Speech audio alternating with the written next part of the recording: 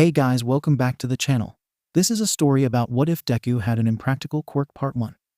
If you guys enjoy this what if and want to see part 2, comment down below. And let me know before I start. Please do support for more awesome content and leave a like. And don't forget to subscribe to my channel. And also share this video with your friends and check out the description in my playlist. The author of the story PaintTheWorldMad from 𝗓𝗏. So let's start the video. Midoriya Izuku was the only person who could get close to him. Katsuki hated that. Hey Deku. He slams his hands onto Midoriya's desk.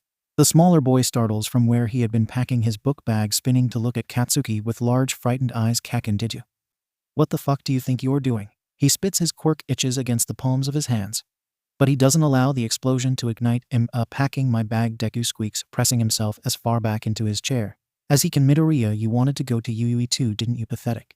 Stop fucking following me, he snarls, feeling the familiar tug of the scar tissue on his cheek. I can't do anything without you being right fucking there. Sorry, don't apologize to me. I was supposed to be the only one from this shitty junior high to get into UE. You don't get to piggyback off me like you do for ever fucking thing else. A small explosion lights between Katsuki's hands and the desk, and for a moment the world stops. But Midoriya is too distracted to activate his quirk, and Katsuki silently thanks whatever god there is for that. Midoriya does wince at the sound, though Kaken, I don't. He wasn't. You can't even use your damn quirk without me. Katsuki presses closer into Midoriya's space hands, still firmly planted on his desk. Y'all never make it in without me, and it'll be damned if I'm caught anywhere near you. He straightens up, suddenly grabbing Midoriya's notebook in his hand as he stands. Hero analysis for the future. No 13 Deku is such a fucking nerd. I'm better than you. Katsuki spits. It doesn't matter what you try, I won't let you near me. And I will win. He has to be quick about this. Deku is standing, hand outstretched, when Katsuki lights an explosion in the hand, holding the notebook. Sure enough, the fire is gone from his hand. As soon as it appears, he snarls. The paper is decently singed, but the weight in the pit of his stomach is still there. Deku lunges at him, the fire from Katsuki's explosion suspended over his hand. He steps back, pushing against Deku's chest to unbalance him before making a break for the window and throwing the notebook out and into the koi pond in the courtyard. Kaken. Even without looking, he can hear the tears in Midoriya's voice. He forces himself to turn around. His own flames still dance between Midoriya's fingers, and he tears his eyes away to throw his chin into the air. You won't use it against me, he says. You can't. He watches Midoriya bite his lip, and one of his hands curls into a tight fist. The other still plays idly with the flame, and he forces himself not to look. He is shaking, and Katsuki knows he has one sure take. The entrance exam, it will prove just how useless you are without me. Katsuki turns on his heel toward the door, leaving a quaking, crying Deku in the classroom. As soon as he is in the twisting maze of hallways, sure that Deku won't come running after him, Katsuki feels the tension drop from his shoulders. Tears prick in the corners of his eyes, and he bites his tongue to push them away. The scar tissue on his cheek pulls almost painfully, if he was still capable of feeling it, and he brings his hand up to run his fingers over the malformed skin. It has been 6 years since Midoriya had turned his own quirk against him. Some part of him is still terrified. It will happen again. Izuku doesn't watch Kaken walk out of the room. He stares hard at the little ball of fire in his hand and watches it flicker between his fingers. He knows he's crying, but this isn't new for someone with a fire quirk. He sure does cry a lot. He almost laughs at the thought and wipes his nose on the back of his hand. He is the only one left in the classroom, and Kaken is probably out of the building by now, or pretty close at least. He sighs, and the flame flickers, but doesn't go out. What am I supposed to do with you, huh? He asks. It doesn't respond. Figures. He squints and blows on the flame. It flickers and grows under his breath, shrinking back to its original size. When he stops, guess you're coming outside with me, he mumbles, grabbing his book bag and throwing it over one shoulder, careful not to let the obnoxious little flame get too close to anything. All things considered, that could have gone a lot worse. His footsteps echo in the empty hallways. I mean, he didn't try to attack me, and I managed to snatch you up before he burnt my book too badly. He winces when the flame brushes his ring finger. He must have gotten careless. That's not very nice, you know, burning me. He scowls at the little fire in his palm. It doesn't respond. Izuku sighs. He's right, you know, well, kind of right. I can't work on my own. I am useless without him. He feels the burning at the back of his throat again and tries desperately to fight it down. The flame flickers against his breath, and Izuku scowls at it. And you're not helping. The afternoon sun is bright, and Izuku squints against it, nearly losing his delicate control over the small flame. Not small enough that he can just blow it out, though. He stops by the first decorative pond and lowers his hand into the water. Watching the flame sizzle out, he shakes the water off his hand before jogging over to the koi pond beneath his classroom's window. His notebook is floating thankfully on the surface of the water. He rescues it from the few curious fish that are nibbling at the corners, and it drips with water. As he pulls it up, he curses under his breath. Drying paper is the worst task. Maybe if he had held onto that flame, he could try drying it a little faster. But of course he hadn't thought that far ahead. He does have a few hours before he needs to be home, though, so he can sacrifice a couple minutes and let the sun work its magic. Careful not to rip the very, very wet paper, he opens the book and lays it out on the hot stone around the pond. The ink hasn't run everywhere, thank the heavens. He drops his backpack to the ground between his feet and sits down. The news is relatively quiet. A couple of skirmishes. Something about a guy with a slime quirk trying to steal a woman's purse. He switches to the hero forums. It looks like Mount Lady's debut earlier this week is kicking off wonderfully. People love her. Granted, half of the comments are about her shapely physique and nice face. While it is twice as bad for female heroes, Izuku knows that a large part of a hero's popularity comes from appearance, which is why he knows he had to be twice as cool as everyone else. If he's going to be a great hero, either that, or he's going to have some kind of wicked mask. Izuku knows he is kind of plain, not unattractive per se, but his wild green curls and round face aren't anything to gawk at. That's not to mention the twisting red burn scars that cover his hands and forearms. Perks of having a fire quirk. He muses, turning a few pages in his notebook to give them a chance to dry his quirk as well. In some way, most quirks are impractical errant. They are not supposed to be functional superpowers like old comic books wanted them to be. They just are, and it's people who can use them well that turn them into superpowers. He knows this, and yet he can't help but think his quirk is especially impractical. In one of their first biology classes, they had a unit on quirk genetics. Because quirks are at their heart mutations, it isn't unusual for a child to manifest a quirk that is completely different from either parent.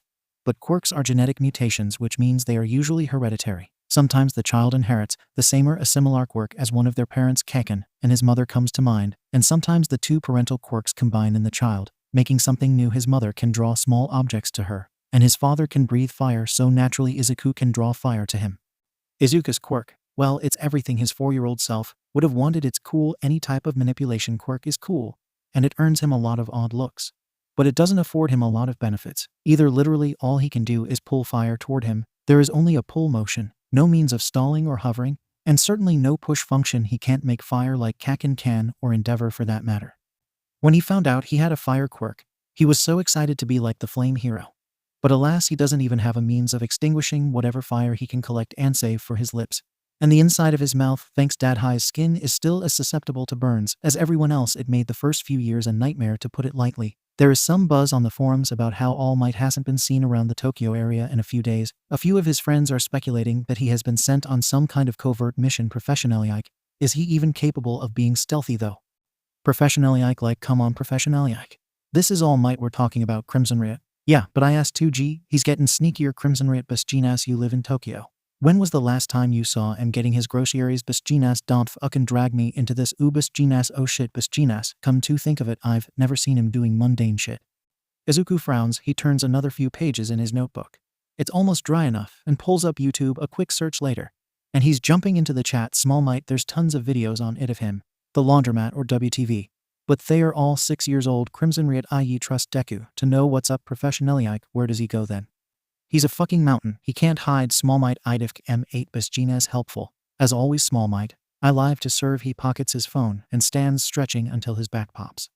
The quickly wrinkling pages of the notebook are still damp, so he opts to just carry it. Izuku loves his tacky yellow backpack, but he doesn't trust it as far as he can throw it. The path home is familiar. The shortest route happens to cut through a lot of back neighborhoods. The loudest part is through an underpass for heaven's sake. So it's a perfect quiet environment. That is, he can talk out loud to himself without bugging anyone. Ideal. On top of that, he can practically walk it with his eyes closed, so he can't really be blamed for being distracted, can he? He is just so lost in his own head that he doesn't hear the wet slurping sound of something coming through the manhole behind him. Or he does hear it, but too little too late. You want mind if I borrow your skin for a little, will you boy? The thing grins. If it can be called a grin at all. Its mouth drips with dark green slime, and its yellow eyes swim through its gelatinous body. Izuku turns to run, a scream curdling in his throat, but as always it's too little too late. The slime monster is on him before he can make a sound. It lifts him off the ground thrashing, but his desperate fingers find little purchase in the villain's liquid body. This will only hurt for a minute. The villain practically giggles, forcing a liquid tendril down his throat. And then it will all be over for you. Izuku tries to scream above the villain's giddy giggles, but he doesn't have the air. He doesn't. His vision begins to swim, a black haze creeping around his line of sight. He pulls desperately on his quirk. If the villain is liquid, then he will be weak to fire. Right. Nothing comes. He pulls with all his fading strength, but nothing comes. The tears already welling in his eyes spill over. He has a fire quirk, a perfect match to a villain like this, and he can't even use it. And now he's going to die because of it. Oh God, he is going to die. He's going to die. And he never got to tell Mom goodbye. His movements are sluggish. He can't fight much longer. His eyes are unfocused. And he closes them, squeezing out a tearful apology to whoever would miss him. Ah. There you are, villain. Izuku can't quite hear the new voice through the sludge in his ears. There is a yell from far, far away, and he slips into the waiting arms of unconsciousness. A wind stronger than any he's ever felt whips over his body, ripping the sludge from his lungs. And he gasps, choking and coughing. He doesn't register that he is falling until two strong arms catch him moments before he hits the ground. They set him on his feet. But Izuku still feels hands on his shoulders, keeping him upright. And he unconsciously leans into them. He tries to blink the tunnel vision away, his chest still heaving with every breath. He will never take air for granted ever again. Slowly his vision clears, and he looks up from his feet into the face of his savior. Are you okay, my boy? His brain short-circuits. All might. He instinctively throws his hands in front of his chest. And he knows he is gesticulating wildly. But heaven help him, All Might is right here. I'm fine. Well, actually, I was nearly suffocated by that guy. But you seem to have taken care of him. Thank you, by the way. Thank you. I was trying to get out, but it wasn't really working. And what are you doing here anyway? You're based in Tokyo. Unless you haven't been seen in Tokyo lately, because you've been here in any case. I'm just so glad you showed up, he squeaks as All Might laughs and claps him again on the shoulder. A nervous talker, Izuku nods sheepishly, or as sheepish as he can be with his eyes still owlishly wide. All Might laughs again, and Izuku is going to be hearing that sound for the rest of his life. Head bottle it up. If he could play it on repeat in his headphones, as he falls asleep blasted at Kaken, whenever he comes too close, if only. All Might is talking again, and shit, Izuku has been so caught up in his own thoughts that he hasn't heard a word of it. Well, it'll be off. All Might grins lightly, smacking the sludge guy who glares at him from the inside of the two plastic bottles. Gotta turn this fella into the police. After all, wait. Izuku snaps out of his daze and tumbles forward, accidentally smacking All Might in the leg with his outstretched hand. The sludge villain glares at him from his tiny plastic prison. Can I get your autograph? Already done, my boy. Stay out of trouble. Now Roman 2 will. Thank you again, Izuku calls, but All Might has already jumped into the air. The windy backlash catches him full in the face, and he stumbles backwards, nearly stepping on his notebook. Sure enough, the open page is covered in All Might's large, distinctive signature. Too bad it's this book, which is going to be permanently warped by water. Maybe it'll add charm. He doesn't realize that he's trembling until he picks the notebook up and tries to close it. It makes sense, he had just nearly died. That probably isn't going to process for a few more hours. Clutching the notebook to his chest, he sits down with his back to a nearby tree. Small Might professionally business 𝗵𝐵𝗲. I found All Might 𝗵𝐵𝗲 UWT professionally. Well, you can't just leave us with that. Small Might yeah, I'm still trying to process Small Might, cause I almost got killed by this slime guy Small Might. But then All Might showed up and saved me, Small Might, so I'm not dead. And also signed my notebook, and 80, he cradled me in his arms. But I was kinda dying, so not really sure. 𝗵𝐵𝗲 bro, are you okay? 𝗵𝐵𝗲. I can't even 𝗬𝗃. That's a fucking tale. If I ever heard one professionally, his strong beefy arms. What I wouldn't give 𝗵𝐵𝗲. Oi, knock it off, our boy almost died. Small Might. Yeah, have some sympathy, Small Might. Sympathy. I'm still shaking a 𝐒𝐭𝐚𝐲 Small Might. I asked him while he was here and not in Tokyo. 𝗵𝗃𝗧. I'm dying here, bro. What he doing, Small Might? I think he answered me. But I was too busy being starstruck to hear what he said. Small Might SRY. 𝗵𝐵𝗲 bro, it's K professionally.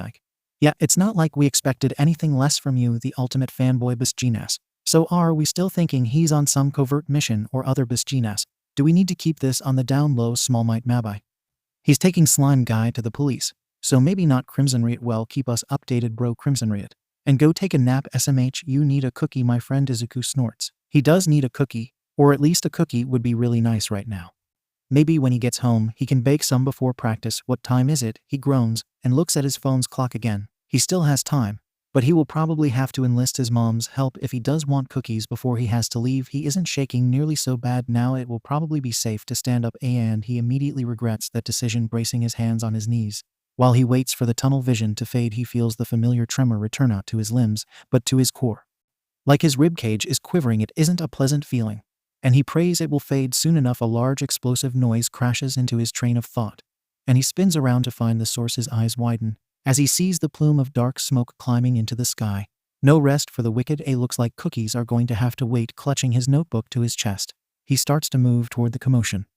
His walk turns into a run, and soon he is sprinting into town. The air becomes thicker with smoke the closer he gets, and his still weak lungs protest, leaving him coughing. If All Might is in town, maybe he will be here to sort things out. That would be awesome. And even if he doesn't show up, there are lots of other heroes in the area. that he still could use more notes on. He can always use more notes on everyone. The actual scene is significantly less under control than he expected, considering it took him nearly 6 minutes to run there. On top of that, a crowd has already gathered, and Izuku is far too short to see anything that is happening. "Excuse me, what's going on?" he asks, hoping to grab the attention of one of the nearby spectators. Thankfully, someone hears him. There's some guy with a slime quirk, holding a middle schooler hostage. The pros can't get close without hurting the kid, or none of their quirks are effective anyhow. We're kinda at a standstill. A slime quirk. There's another person with one. He fights the panic rising in his throat. What was the explosion earlier? If the guy has a slime quirk, why is everything on fire? The kid he's got has some kind of explosion quirk. I think the guy says, rocking on his feet, trying to get a better view. He's making everything really difficult. Actually, thanks. I've got to go. Izuku stammers. Scampering away, he skirts the edge of the crowd, blood roaring in his ears. He has to find a way to get in. This is 𝐭𝐽𝐻. It has to be. They have 𝐭𝐽𝐻. The crowd is thinner here near the wall bordering the alley. Izuku stops near a tall, gaunt man with wild blonde hair and jumps, hoping to see past the crowd. He does. It isn't something he wanted to see. Unbidden tears well in his eyes, and he claps his hand over his mouth to stifle the sob that rips through his throat. No, someone in front of him shifts, and he now has a full view of the dark, mossy green sludge villain with its rolling yellow eyes and its maniacal grin. No, I thought 𝐻𝐻𝐸𝐺𝐻. The villain swirls and moves and strains around the small, thrashing body. It holds captive. If Izuku had been looking, he would have seen the blonde man look down at him, with something like recognition and dawning horror flashing in his eyes. But he isn't looking. He doesn't see how the man grimaces and clutches his side, his grip on the light post tightening until his knuckles go white. He does see 𝐭𝐽𝐻's wild eyes searching for something. Izuku doesn't know what. He does know that those eyes met his, and in them he sees fear. Fear is not something he wants to see in his friends. Can he even call Bakugo a friend? Eyes. It is something he has caught glimpses of now and again. But it has been 6 years since he had seen 𝐭𝐽𝐻 this overcome with fear. No, I have to do something. I have to. He must have knocked the soda bottles loose when he crashed into All Might asking for his autograph the second time he's seen 𝐭𝐽𝐻 scared. And of course it's his fault again. Young man, I don't know what you're thinking, but the pros can handle it. Izuku finally looks up into the skeletal face of the man next to him. The tears brimming in his eyes finally spill over something the man is not expecting here. Watch my bag, please. I'm sorry. I'm so sorry, Izuku says, dropping his bag at the man's feet before turning and sprinting through the crowd toward 𝐭𝐽𝐻. He is through the safety line. The pros made before he has a chance to think. The strike of each foot against the ground sends reverberations through his body, and someone is yelling at him. But he can't hear the words over the sound of his own heart in his ears. He spins past a fire before he realizes he has no plan. Wait. There are fires here. He nearly sobs in relief. He isn't useless. He can do something. His quirk, lovingly named Fire Pull by his mother, can only pull fire toward him. There is no power in him to push fire away or direct it. But that doesn't mean he can't trick it. The first time he propelled fire anywhere, he had been 8 years old, and it had caused a horrible accident that he regrets to this day. It would be another 2 years before he had any semblance of control over where he could throw the flames. Even now, 6 years later, he only can really control small amounts of fire with any kind of confidence. That being said, the amount of fire he is now pulling to himself is no laughing matter. It is no candle flame that he can pull between his fingers to watch it dance. It is not a small handful of fire stolen from one of 𝐭𝐽𝐻's explosions that he can comfortably spread between his fingers or even slingshot across a room. If he wants, this is several bonfires that could consume him if given the chance. He pulls at all the fires behind him, his quirk tugging until he feels the air behind him get hot. He could probably get the best propulsion if he starts low, so he pulls the fire toward his knees. The fire runs on the ground after him like a blazing trail, licking at his heels and threatening to burn 𝐭𝐽𝐻. Izuku is almost close enough to touch the slime villain, and one of its rolling yellow eyes sees him and glares duck. He stops running and throws his hand in the air toward the slime villain's eyes, and what he hopes is its head, and then he pulls. More specifically, he yanks the fire toward the very tips of his outstretched fingers. He feels the fire rushing over his back, and he ducks his head, muffling a cry of pain, when a tendril brushes too close to his neck. Just as the first of the flames reaches his fingers, he stops pulling and drops to the ground, rolling away from where the fire, lost in its own swirling momentum, continues upward and tears into the oozing flesh of the sludge monster. Izuku watches from his position, crouched low to the ground, as the villain howls and Bakugo breaks free from its hold long enough to gasp and cough and breathe, and he almost cries with relief. But then it has him again. One of its eyes is rolling dead on the ground as proof that Izuku had done any damage at all. But it wasn't enough. It wasn't enough. And now 𝐭𝐽𝐻 is suffocating again, and he wasn't enough. He pushes himself onto shaking feet and reaches again for the fire. But it's all wrong. It's all in the wrong directions. And if he pulls it to him, now hell hit 𝐭𝐽𝐻. He has to move, get to another side, and somehow get enough momentum to push that much fire at the villain again. His limbs are heavy, He forces himself to take a step to move to another place in the alley, where he can get some kind of advantage. Thick, cold tendrils of slime wrap around his wrists and ankles, locking him into place and dragging him toward the swirling mass of sludge. Distantly, he hears himself scream. He's still in the wrong place. Fire would hit Kakin. He would just as soon hurt him as he would the sludge villain. And he can't. Not again. Izuku's fingers rake uselessly through the slime as he tries to claw himself free. It's no use. All the work All Might had done to save him. And here he is getting himself and his classmate killed by the very same villain. Suddenly All Might is there, and he yells something that Izuku doesn't quite hear, and then all he can feel is the wind as it rips through his hair and around his skin. That was a really stupid thing you did. You could have gotten seriously hurt. Izuku nods and tugs the blanket he was given tighter around himself. His legs kick absently from where he sits in the back of an ambulance. Kakin is being fussed over by a small team of paramedics across the way. There's burn cream and gauze on the burn on his neck. But other than that, Izuku wasn't seriously injured. So here he is being scolded by a man in a tan trench coat with short dark hair. And I don't want to scold you too much, because the whole thing must have been traumatizing, especially with what All Might told us the man's size. But that was still horribly reckless. And we're all immensely grateful to you. Izuku looks up sharply, his mouth hanging slightly agape. He starts to splutter something, but the man laughs and cuts him off. Don't look so surprised. If you hadn't stepped in, your friend would probably be in significantly worse condition. He gestures to where Kakin is sitting in, not saying it was a smart or hell even legal thing to do. But for what it's worth, we're glad you did it. Izuku looks down at his feet again, and the man pats him lightly on the shoulder. Just take better care of yourself in the future, okay? Izuku nods and almost misses when All Might of all people walks up to him. 𝗧𝗵𝗲. He isn't quite yelling, but Izuku is quickly realizing that All Might's default voice is pretty close to a yell. I hope you have not been scolding the boy too much. The man 𝗧𝗵𝗲 forces a laugh, and Izuku misses the worried glance he throws in All Might's direction. Not as much as I expect his mother will. Izuku groans and buries his face in his hands. His mother is going to be so worried about him, my boy, All Might says, and Izuku looks up, realizing his idol is talking to him for the second time that day. We've met twice, now under less than ideal circumstances, and I haven't had the chance to learn your name, Midoriya.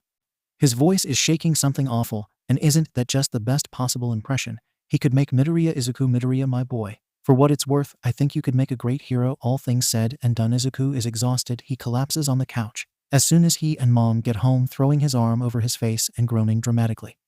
Are legal things always that long? He moans. Mom sighs, and he knows she isn't happy with him. Izuku. He winces at her voice. She hadn't scolded him. While on scene, he knew she was more relieved that he was all right.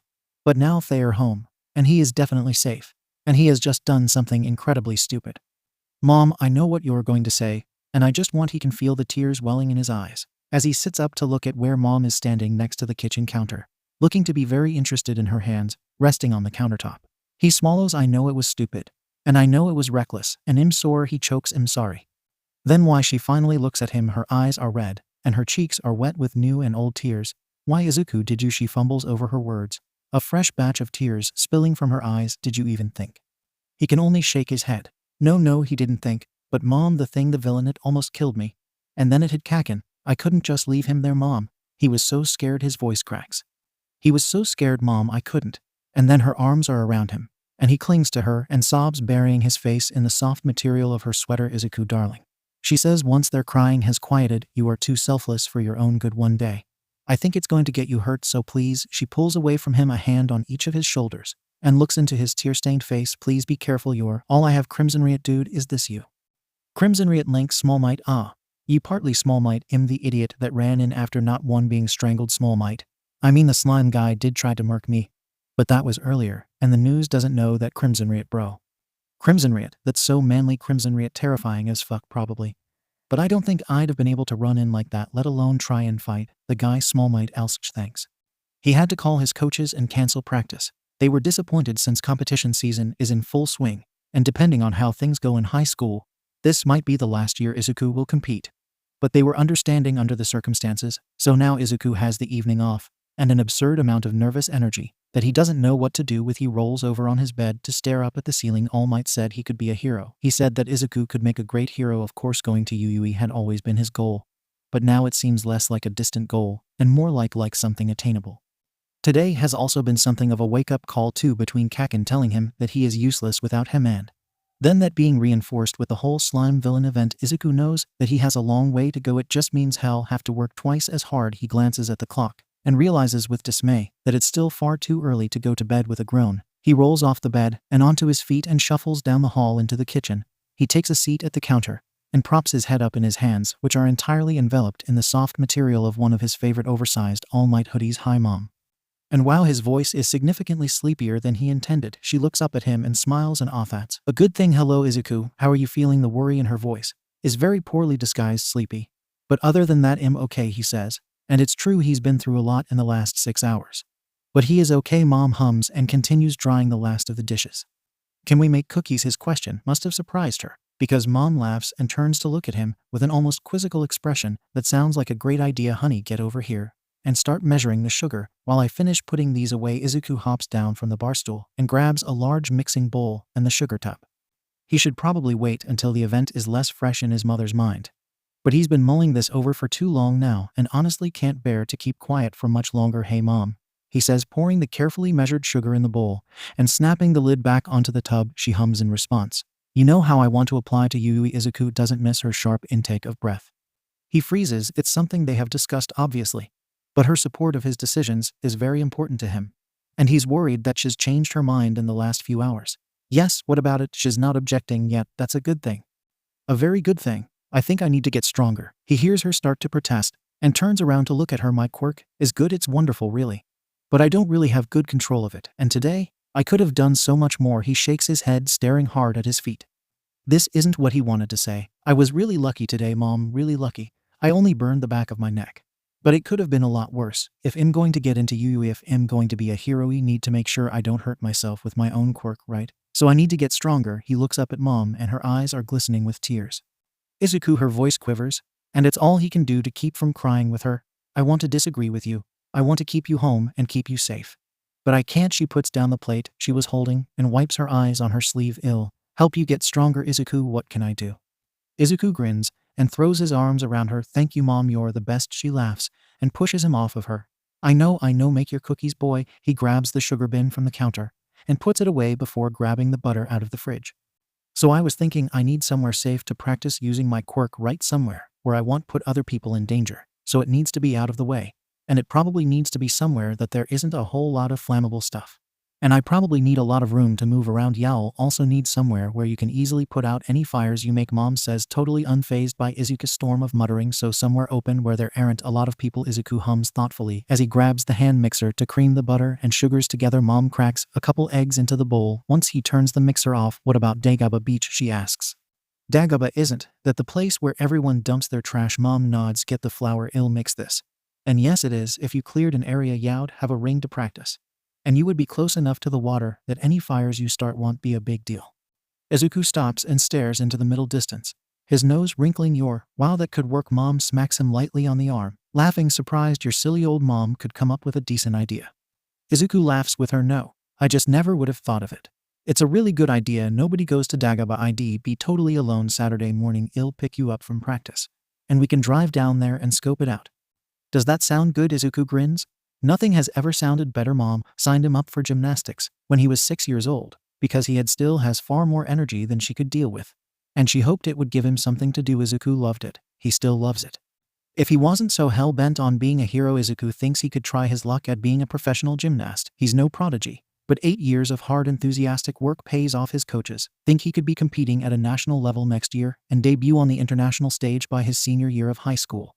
This is the last year that he's sure he'll be able to compete. Next year is a little iffy since competition season runs February through May, and by May he'll be in high school and hopefully in Yui's hero course. So he isn't sure how much time he'll have to give to his childhood passion. So for now he's throwing himself into practice, hoping to give the last year his best effort. Yet not that he wasn't giving his best effort into all the other competitions, but this is different. His best events are floor and vault. According to Chai, he was also a natural at the balance beam. But Shed said it through tears of laughter the one time she forced him to try, so he's skeptical. But if he can get the high bar routine down, he wants to try for the all-around medal in his upcoming competition. His coaches think he has a fighting chance. He's outstanding in a few of the events and pretty good at rings and the parallel bars.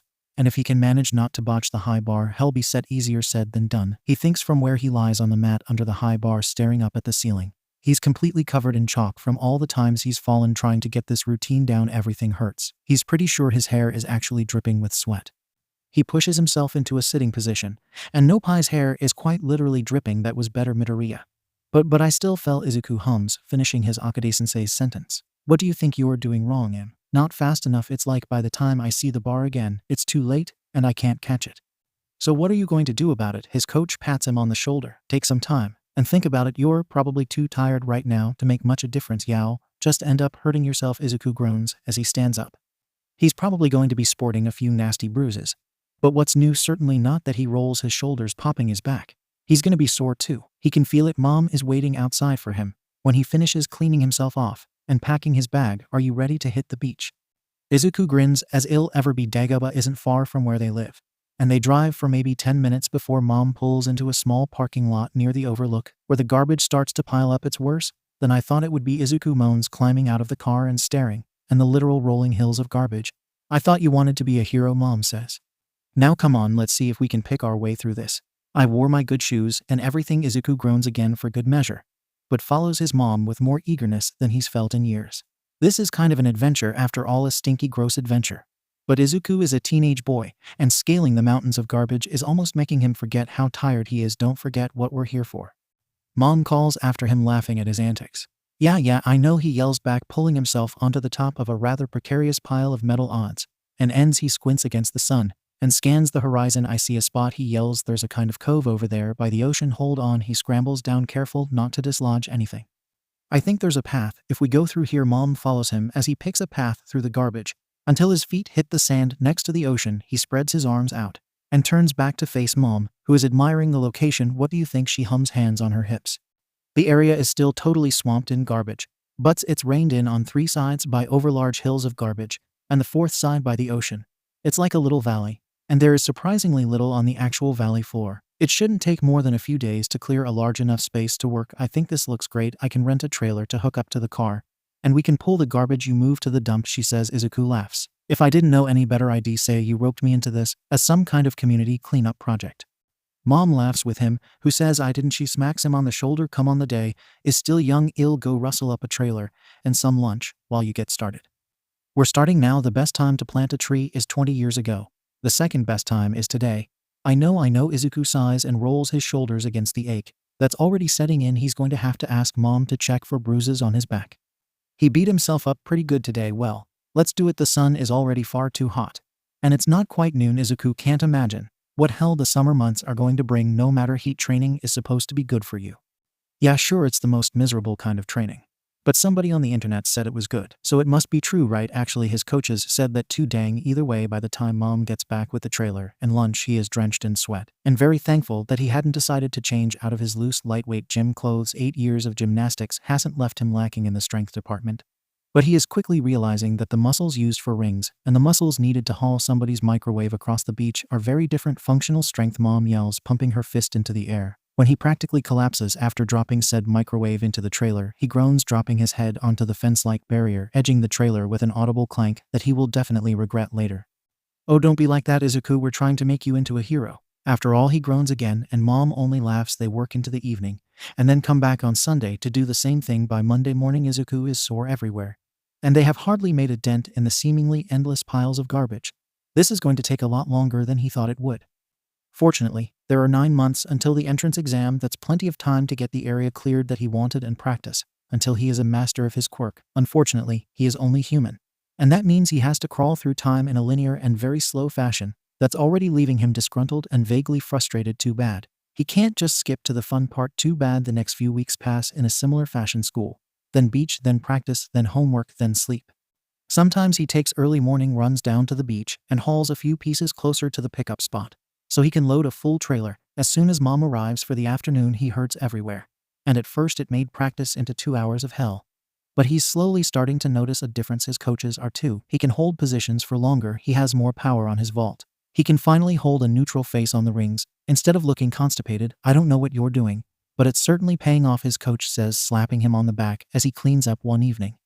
Keep up the good work, and Yao wipe the floor with the other kids. Izuku chuckles and mumbles a thanks but glares at the high bar as he walks out of the building. The competition is a week away, and Izuku feels like he's trying to be the protagonist in 2 different animes. On the one hand, this is his last year in competitive gymnastics, and his high bar routine is spotty at best. He's gearing up for the finale of a sports anime, and his nerves are absolutely destroying him. On the other hand, He's the plucky underdog protagonist of some high school drama who's studying all this physical stuff counts as studying. He's trying to get into UUE after all to get in and usurp the no one place from the asshole kid who's got it made, but like it's still the first few episodes of this anime, and he can feel the tension from the mid-season arcs mounting, while he's struggling through the lead up to the series finale of the other one. A weird metaphor. Maybe, but hell, stand by it. Competitions always leave him in a weird headspace. He knows that he doesn't tend to process things until several hours, sometimes days after the fact. He actually didn't process the whole Sludge villain event until sometime on Sunday night when he completely broke down sobbing on the beach. Luckily Mom was there, and she talked him through the panic before taking him home and wrapping him in soft blankets and feeding him copious amounts of hot chocolate. So naturally he doesn't actually register that he's at the competition until halfway through or even after it ends. He almost counts it as a blessing since it keeps the nerves from getting to him too terribly. Doesn't mean he's not nervous, though a couple of his gym mates wish him luck as they all get ready in the locker room, and Izuku smiles and wishes them the same. He and Chai are the only two from their gym trying for all-around medals. And in all honesty, Izuku is very thankful he doesn't have to compete against her. Chai could wipe the floor with him any day of the week. They file through Quirk registry, and Chai elbows him in the ribs. "Y'all do great. Just stay out of your head. You mess up when you overthink things, so don't do it." Izuku scoffs. "Thanks, you're really helpful." Chai laughs and wipes fake tears from her eyes. "Speaking with you is a pleasure as always, Mr. Midoriya." She sighs and readjusts her shoulder bag. "Really though, especially with the high bar routine." "Stop thinking so hard," she hums. "Actually, your quirk. You can pull fire to separate parts of your body, right?" Izuku throws her a quizzical glance. "Yes, I've seen you play with candle flames on your fingers. You're just pulling the flame between your fingers, right?" Izuku nods, and she continues her glittery makeup, reflecting in the bright lights of the stadium. "That's got to be a really complicated process. Don't shake your head at me. There's no way it's not. Anyway, you don't think about it, do you not, while you're doing it? Just think of it like that, like you're pulling the bar to whatever part of your body." She punches him in the arm. "The bar is part of you, just as much as all that fire is, Mr. Flashquirk." Izuku must look like he's having some kind of crisis because she laughs at him. "I shouldn't have said that. You're just going to overthink it now, aren't you know?" Notem just," he splutters. "Chill. It's fine, go get him." Izuku, "I'll see you in the medal ceremony." Chai blows him a kiss and turns on her heel to where her friends from a different middle school gymnastics team are gathering. He shakes his head to snap himself out of his trance and finds a place to keep his stuff. While he warms up, he is going to miss Chai when he quits. Not that she would ever agree to drop contact with him. There are far too many late-night text conversations between them for that. It is going to be different once they stop seeing each other every day, though Izuku isn't sure what her plans for high school are, but she's said that she's definitely going on in gymnastics, so they are going to have to part ways at some point. Maybe she'll make it to the Olympics. Izuku would love to see that. Next up, Midoriya Izuku. 14 years old and representing an independent gym in Musatafu. Izuku is definitely not a new face at this competition. He took gold and silver on the floor and vault last year, but this is the first time we see him competing for the all-around awards. His scores already are impressive, but his coaches have said that the high bar is a sticking point for him. We've never seen him compete in this event, but he seems to have the crowd on his side. The blood roars in his ears until he can hear nothing else. This is it, one shot to make or break him. His arms are burning as he launches himself in the air. He closes his eyes, the world spinning around him. His hair whips around his face in an imaginary wind. "The bar is as much a part of me as a fire." Something inside him pulls and his hands burn as they make contact with the bar. Chai jumps, throwing her fist in the air as she yells something she won't remember later. She can't stop smiling, turning to one of her school friends and shaking them. "He did it, he did it, he did it." Izuku is grinning as he lands. His foot slips and he stumbles barely. That'll cost him a few points. But as he rights himself and waves to the crowd, he can't bring himself to care. He practically bounces off of the mat and into the waiting arms of his coaches. They don't care that he's drenched in sweat and chalk as they hug, picking him up to swing him around. He's laughing, he knows he is, but that isn't stopping the tears from falling either. Chai pushes her way in and squeezes another laugh out of him. It was far from a perfect routine, but he is still in the game. He ends up getting a personal best on the vault, something that was not lightly celebrated at the time, and will certainly warrant both a gym-wide party as well as a quieter, possibly pancake-themed celebration with Momand. It's enough to win him first in that event. He performs well enough on still rings, parallel bars, and pommel horse to keep him in the all-around competition, but not well enough to place he's first in floor again. It's his second consecutive win in that event, and he couldn't be happier. He watches tearfully as Chai accepts her gold medal for the women's all-around. He really wishes he could say that he holds his composure when he is awarded bronze for the men's all-around, but he cries like a baby, and saying anything other than that would be blasphemous. His 3 medals hang around his neck, and he's still drying his tears when Mom runs down from the stands and congratulates him. Needless to say, the waterworks start up all over again. It's his last middle school competition, possibly his last competition ever. He couldn't be happier about how it turned out. A week after the competition, Izuku decides the area he has cleared is large enough to start quirk training. He takes his usual morning jog down to Dagaba Beach. Running there had become something of a habit.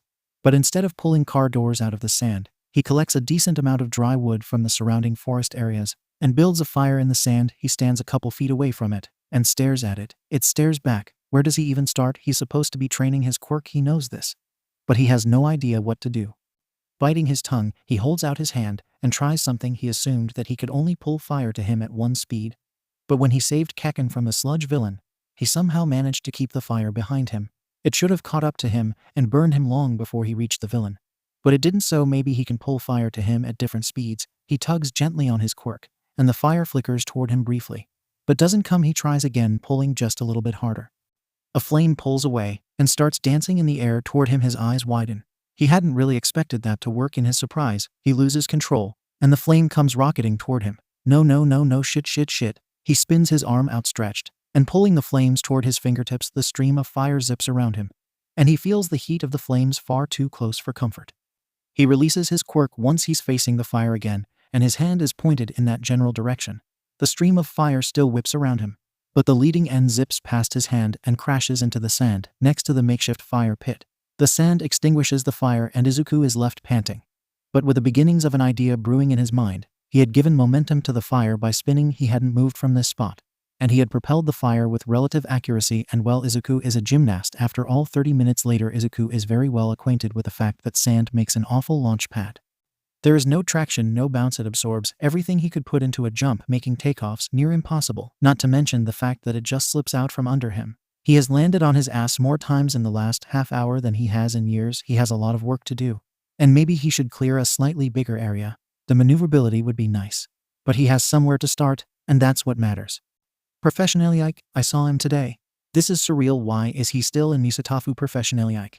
I feel like I'm living in a weird fever dream. 𝗬𝗵𝗲, tell me about it. 𝗬𝗵𝗲. I was scouting out a local skirmish the other day. 𝗬𝗵𝗲. And he was just 𝗬𝗵𝗲 there. 𝗬𝗵𝗲 𝗵𝗃𝗃. Is this how you were living? 𝗵𝗃𝗃 lol yay. 𝗬𝗵𝗲. How did you live? 𝗬𝗵𝗲. He waved at me, and I nearly exploded on the spot. 𝗵𝗃𝗃. He waved at you. 𝗵𝗃𝗃. And you didn't tell me. 𝗵𝗃𝗃. That's it. Revoking friend card. 𝗵𝗃𝗃. 𝗬𝗵𝗲. No, take me back. The rest of June passes in a very routine manner. Mornings are still for a jog that inevitably ends up at the beach. He'll move as much garbage as he can before he has to head home for school. And immediately after school, he's at the beach moving garbage again. The area he has is big enough now, but it's kind of therapeutic in a weird way, and Izuku would be lying if he said he isn't secretly thrilled with the additional muscle mass he's gaining in the process. He has a pretty good idea of how much he can fit in the trailer, and the time between when he finishes amassing a single load and when mom shows up. He practices using his quirk. He bought a pair of fire resistant gloves a while back when he burned his hand badly enough to warrant a trip to the doctor. When mom shows up, he loads the trailer and has just enough time to run across town to the gym for practice. Competition season is over, but that just means practices have turned to technique and conditioning, which is no less rigorous. It also means that he and Chai can work side by side for a while, which is always nice. He takes the train home from practice and eats dinner with mom before spending the rest of the evening doing homework.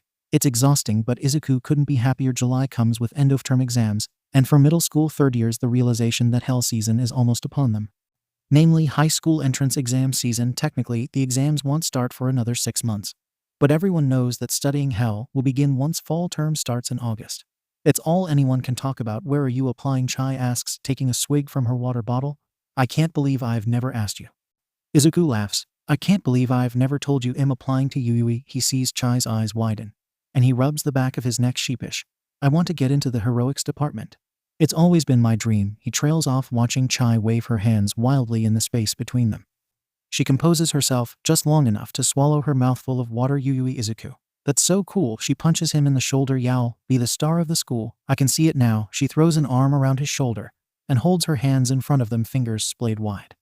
Midoriya Izuku, rising gymnast, who decided beating villains up was more important than back-flipping to victory on the stadium floor. She's cackling when Izuku pushes her off of him. For your information, I'm gonna be back-flipping to victory regardless of whether or not I become a hero, he says, grinning, which only makes her laugh harder. Her wild laughter cuts off as she gasps, her eyes going wide. What if I go to Yui? She claps her hands to either side of her face like she's found the answer to life, the universe, and everything. I thought you didn't want to be a hero, Izuku splutters. I don't. She grabs him by the shoulders and shakes him in, talking about the gymnastics. Here, the gymnastics. Does Yui even have a gymnastics club? I don't know, but if not, I'm going to make one. Don't give me that face, Izuku, just imagine it. She clasps her hands under her chin, eyes gleaming. There are so many athletic people there, would be unstoppable. Roll into competitions with my midnight leotard, snap. My Gucci shades, the perfect image of intimidation. Everyone is quaking in fear. All Might is there, she sighs and wipes a fake tear. In a perfect world, Izuku can't help but laugh, and she glares at him. He throws his hands up in mock surrender. No, I totally agree, that would be amazing, damn. Right it would. Izuku laughs again before their coaches call them back onto the floor. It's on a Saturday evening in late July, and a week into summer break, when Izuku decides to take his quirk training to the next step.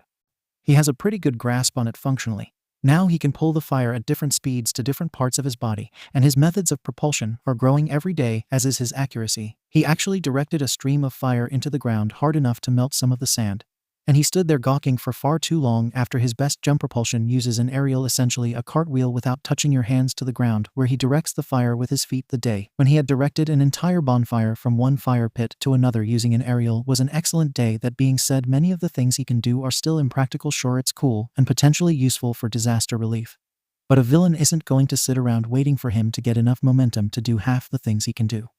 Thus he needs some practical way to use his quirk. So he spends the entire night researching like you do, 4 hours of YouTube videos, 8 Wikipedia pages. And who knows how many Google searches later, Izuku has an answer. He stands outside the dojo. It probably isn't a dojo considering it's Chinese. What's the word then? And gathers the courage to knock. The man that answers had long graying hair tied back in a neat bun and a neatly trimmed salt and pepper beard. He narrows his eyes when he sees Izuku, obviously suspicious. Dai Jongwo, Izuku asks, desperately praying he has the right person. And who are you? Dai's voice is heavily accented, and he shifts his weight, so he is leaning against the doorframe. Midoriya Izuku. Sir. Izuku bows, trying to force his hands to stop shaking. 𝗵𝗃𝗻𝐴. And what do you want? I want you to teach me. Dai scoffs. It's almost a laugh. You want to learn from me? I'm an old exiled monk. I can't teach you karate or whatever is native to this area. I only know the northern Shaolin techniques. That's why I want to learn from you, Izuku blurts. I did a lot of research, and it all led me to you. He bows again at the hip, hoping it conveys his sincerity. Please, sir, you're the only one who can help me. Dai is quiet, and Izuku fears the worst. Midoriya Izuku. Was it? There is almost a laughter in his voice. Stand up, I'll teach you. Jongwa-sensei is ruthless, and kung fu is way harder than Izuku had given it credit for. He had insisted Izuku use his given name.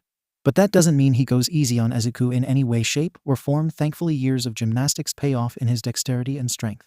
But those are the only things he has going for him. Kung fu is hard. But when Izuku runs to the beach in the evenings, he finds to his utter delight that the moves Jongwa-sensei is teaching him are perfect to direct the fire with his gloves on. He can catch handfuls of fire in each hand, and even just doing warm-up stances direct that fire around his body, and then away to increasingly accurate targets. Summer passes all too quickly, and Izuku has never felt more ready to tackle the Yui entrance exam. He had to quit gymnastics when he started under Jongwa-sensei. Money is tight enough already. He didn't want to burden mom with anything else, and Chai is understandably upset with him.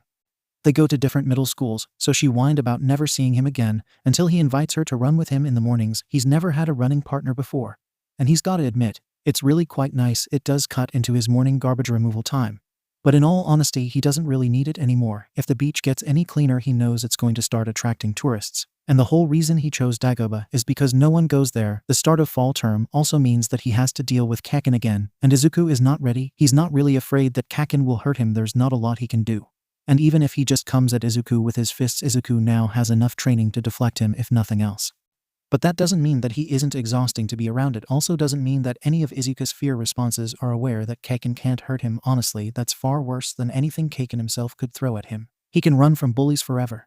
But there's no escaping his own mind. Don't even get him started on the guilt he feels every time he sees the scar on Kaken's face. Kaken seems to be pointedly ignoring him though, and Izuku thanks his lucky stars. He's more than happy to sit complacently in the back of the classroom minding his own business. The work is hard, and Izuku quickly falls back into the school time routine. September bleeds into October, bleeds into November. And while these entrance exams aren't going to study for themselves, Izuku isn't universally liked by the people in his middle school, far from it in fact. But he's pleasant enough to be around, and has good grades, so he finds himself sucked into a small study group.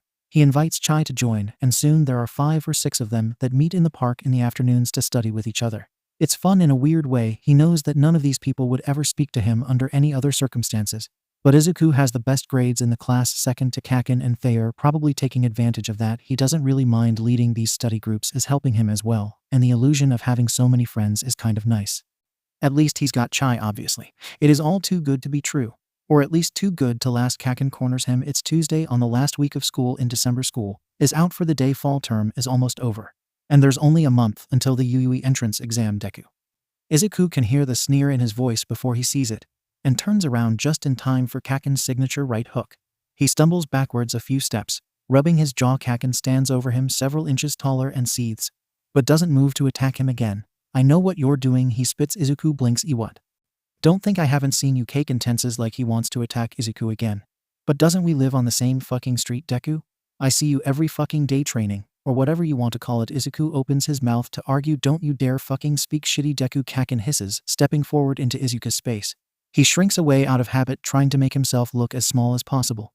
I don't care what you do, Yowl. Never make it you're wrong. The words slip out of Izuku's mouth before he has time to stop them. Well, too late. Now go big or go home, right? I'm going to make it into 𝐒𝐢𝐢.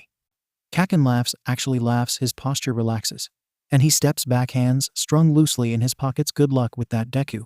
I don't care how much training you think you've done, you're useless without me, and you know it.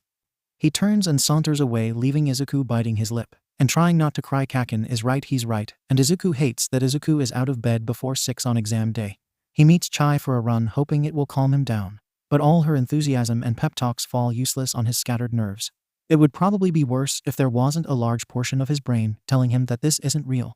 But that doesn't make the nerves non-existent, and he's still a mess when he gets off the train and walks toward the towering glass building that is 𝐒𝐢𝐢 High School. He stops under the massive archway and sucks in a deep breath.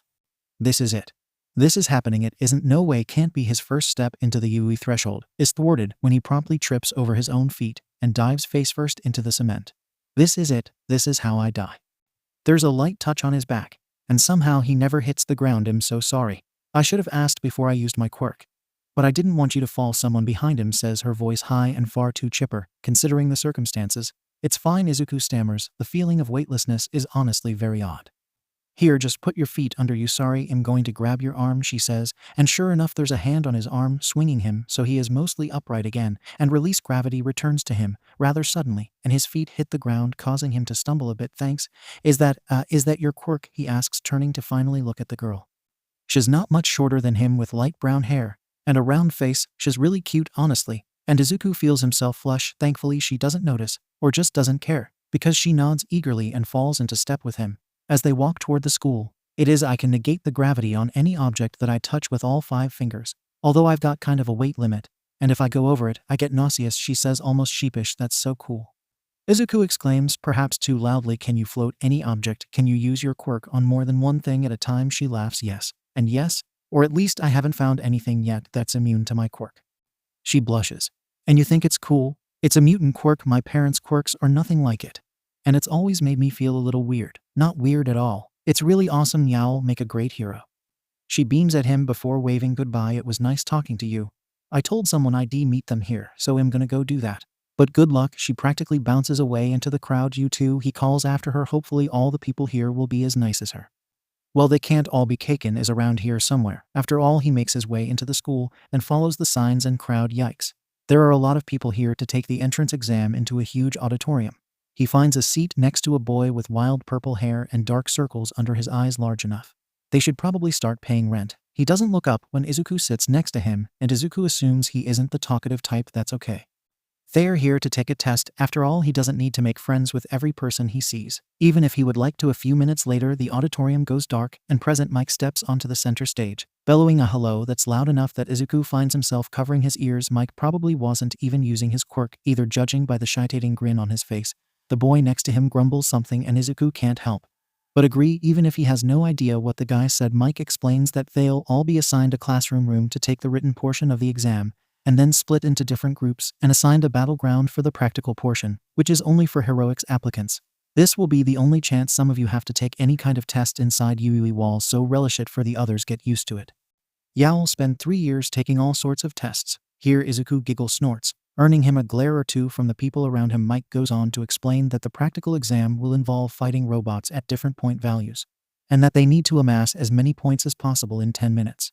It doesn't sound too bad actually. Izuku knows that he can direct fire with enough force to at least dent, and sometimes blow holes in metal, so it shouldn't be terribly hard to take out a few robots. Next to him, the purply-haired boy curses.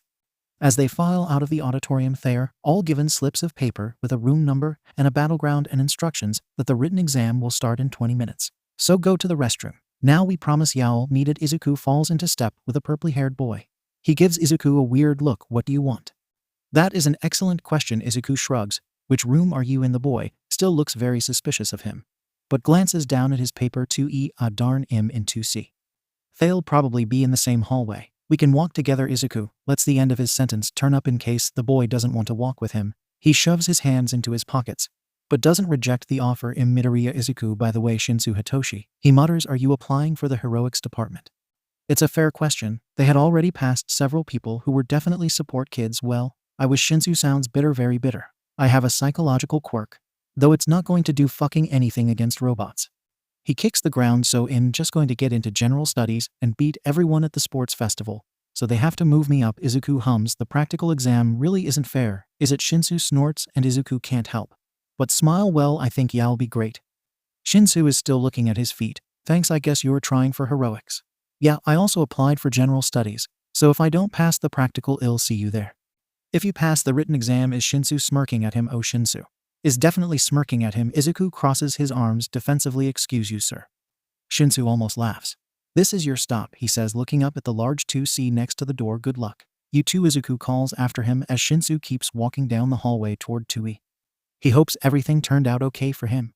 He seems like an alright guy. The written exam is by no means easy, but Izuku studied well, and by the end of it, he feels confident enough. Now he just has the practical test standing between him and, well, victory, high school acceptance, whatever.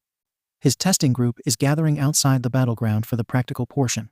The battleground is basically, from what he can see from outside the huge cement walls, a small city, probably fully functional too. Knowing Yui, he's warming up, jogging in small circles, and stretching, scanning the crowd for anyone he knows looks like Kaken isn't in his group. Izuku doesn't know how to feel about that. The girl with the gravity quirk is here though.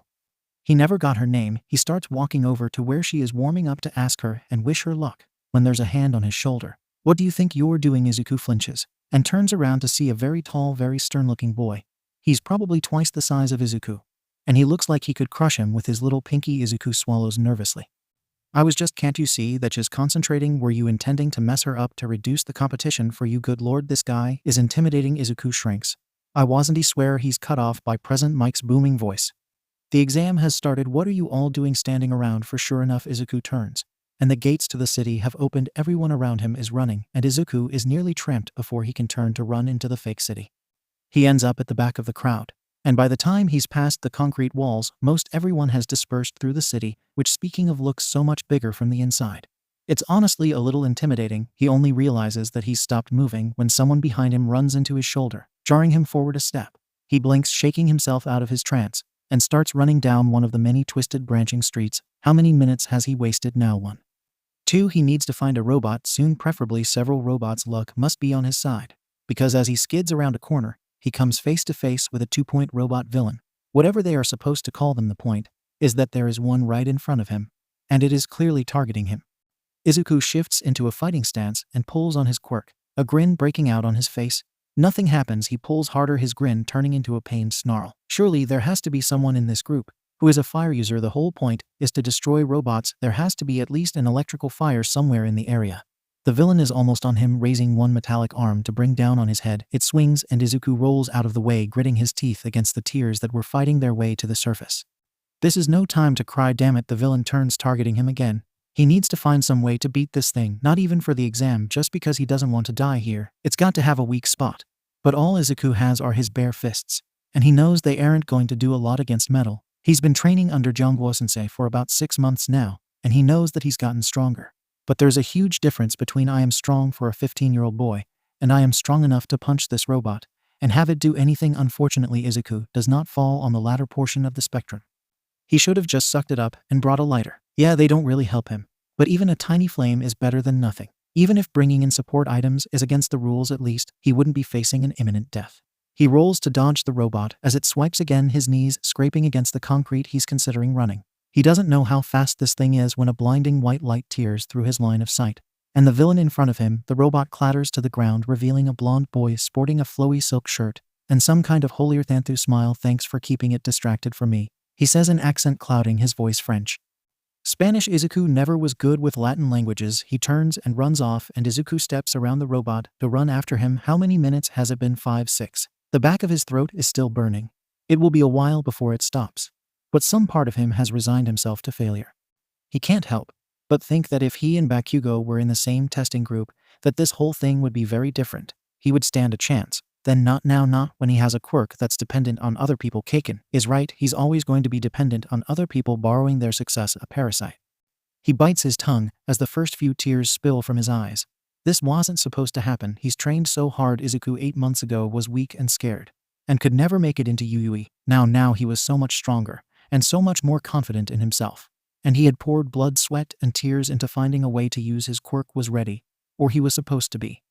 Turns out, regardless of how many fancy ways he figured out to use quirk, it's still the most useless fire quirk there is. He breaks out of the alley he was running through to find what has to be the main street of this miniature city. It has been absolutely decimated. The sparking remains of robots litter the ground, and all around him kids are taking them out like it is child's play in front of him.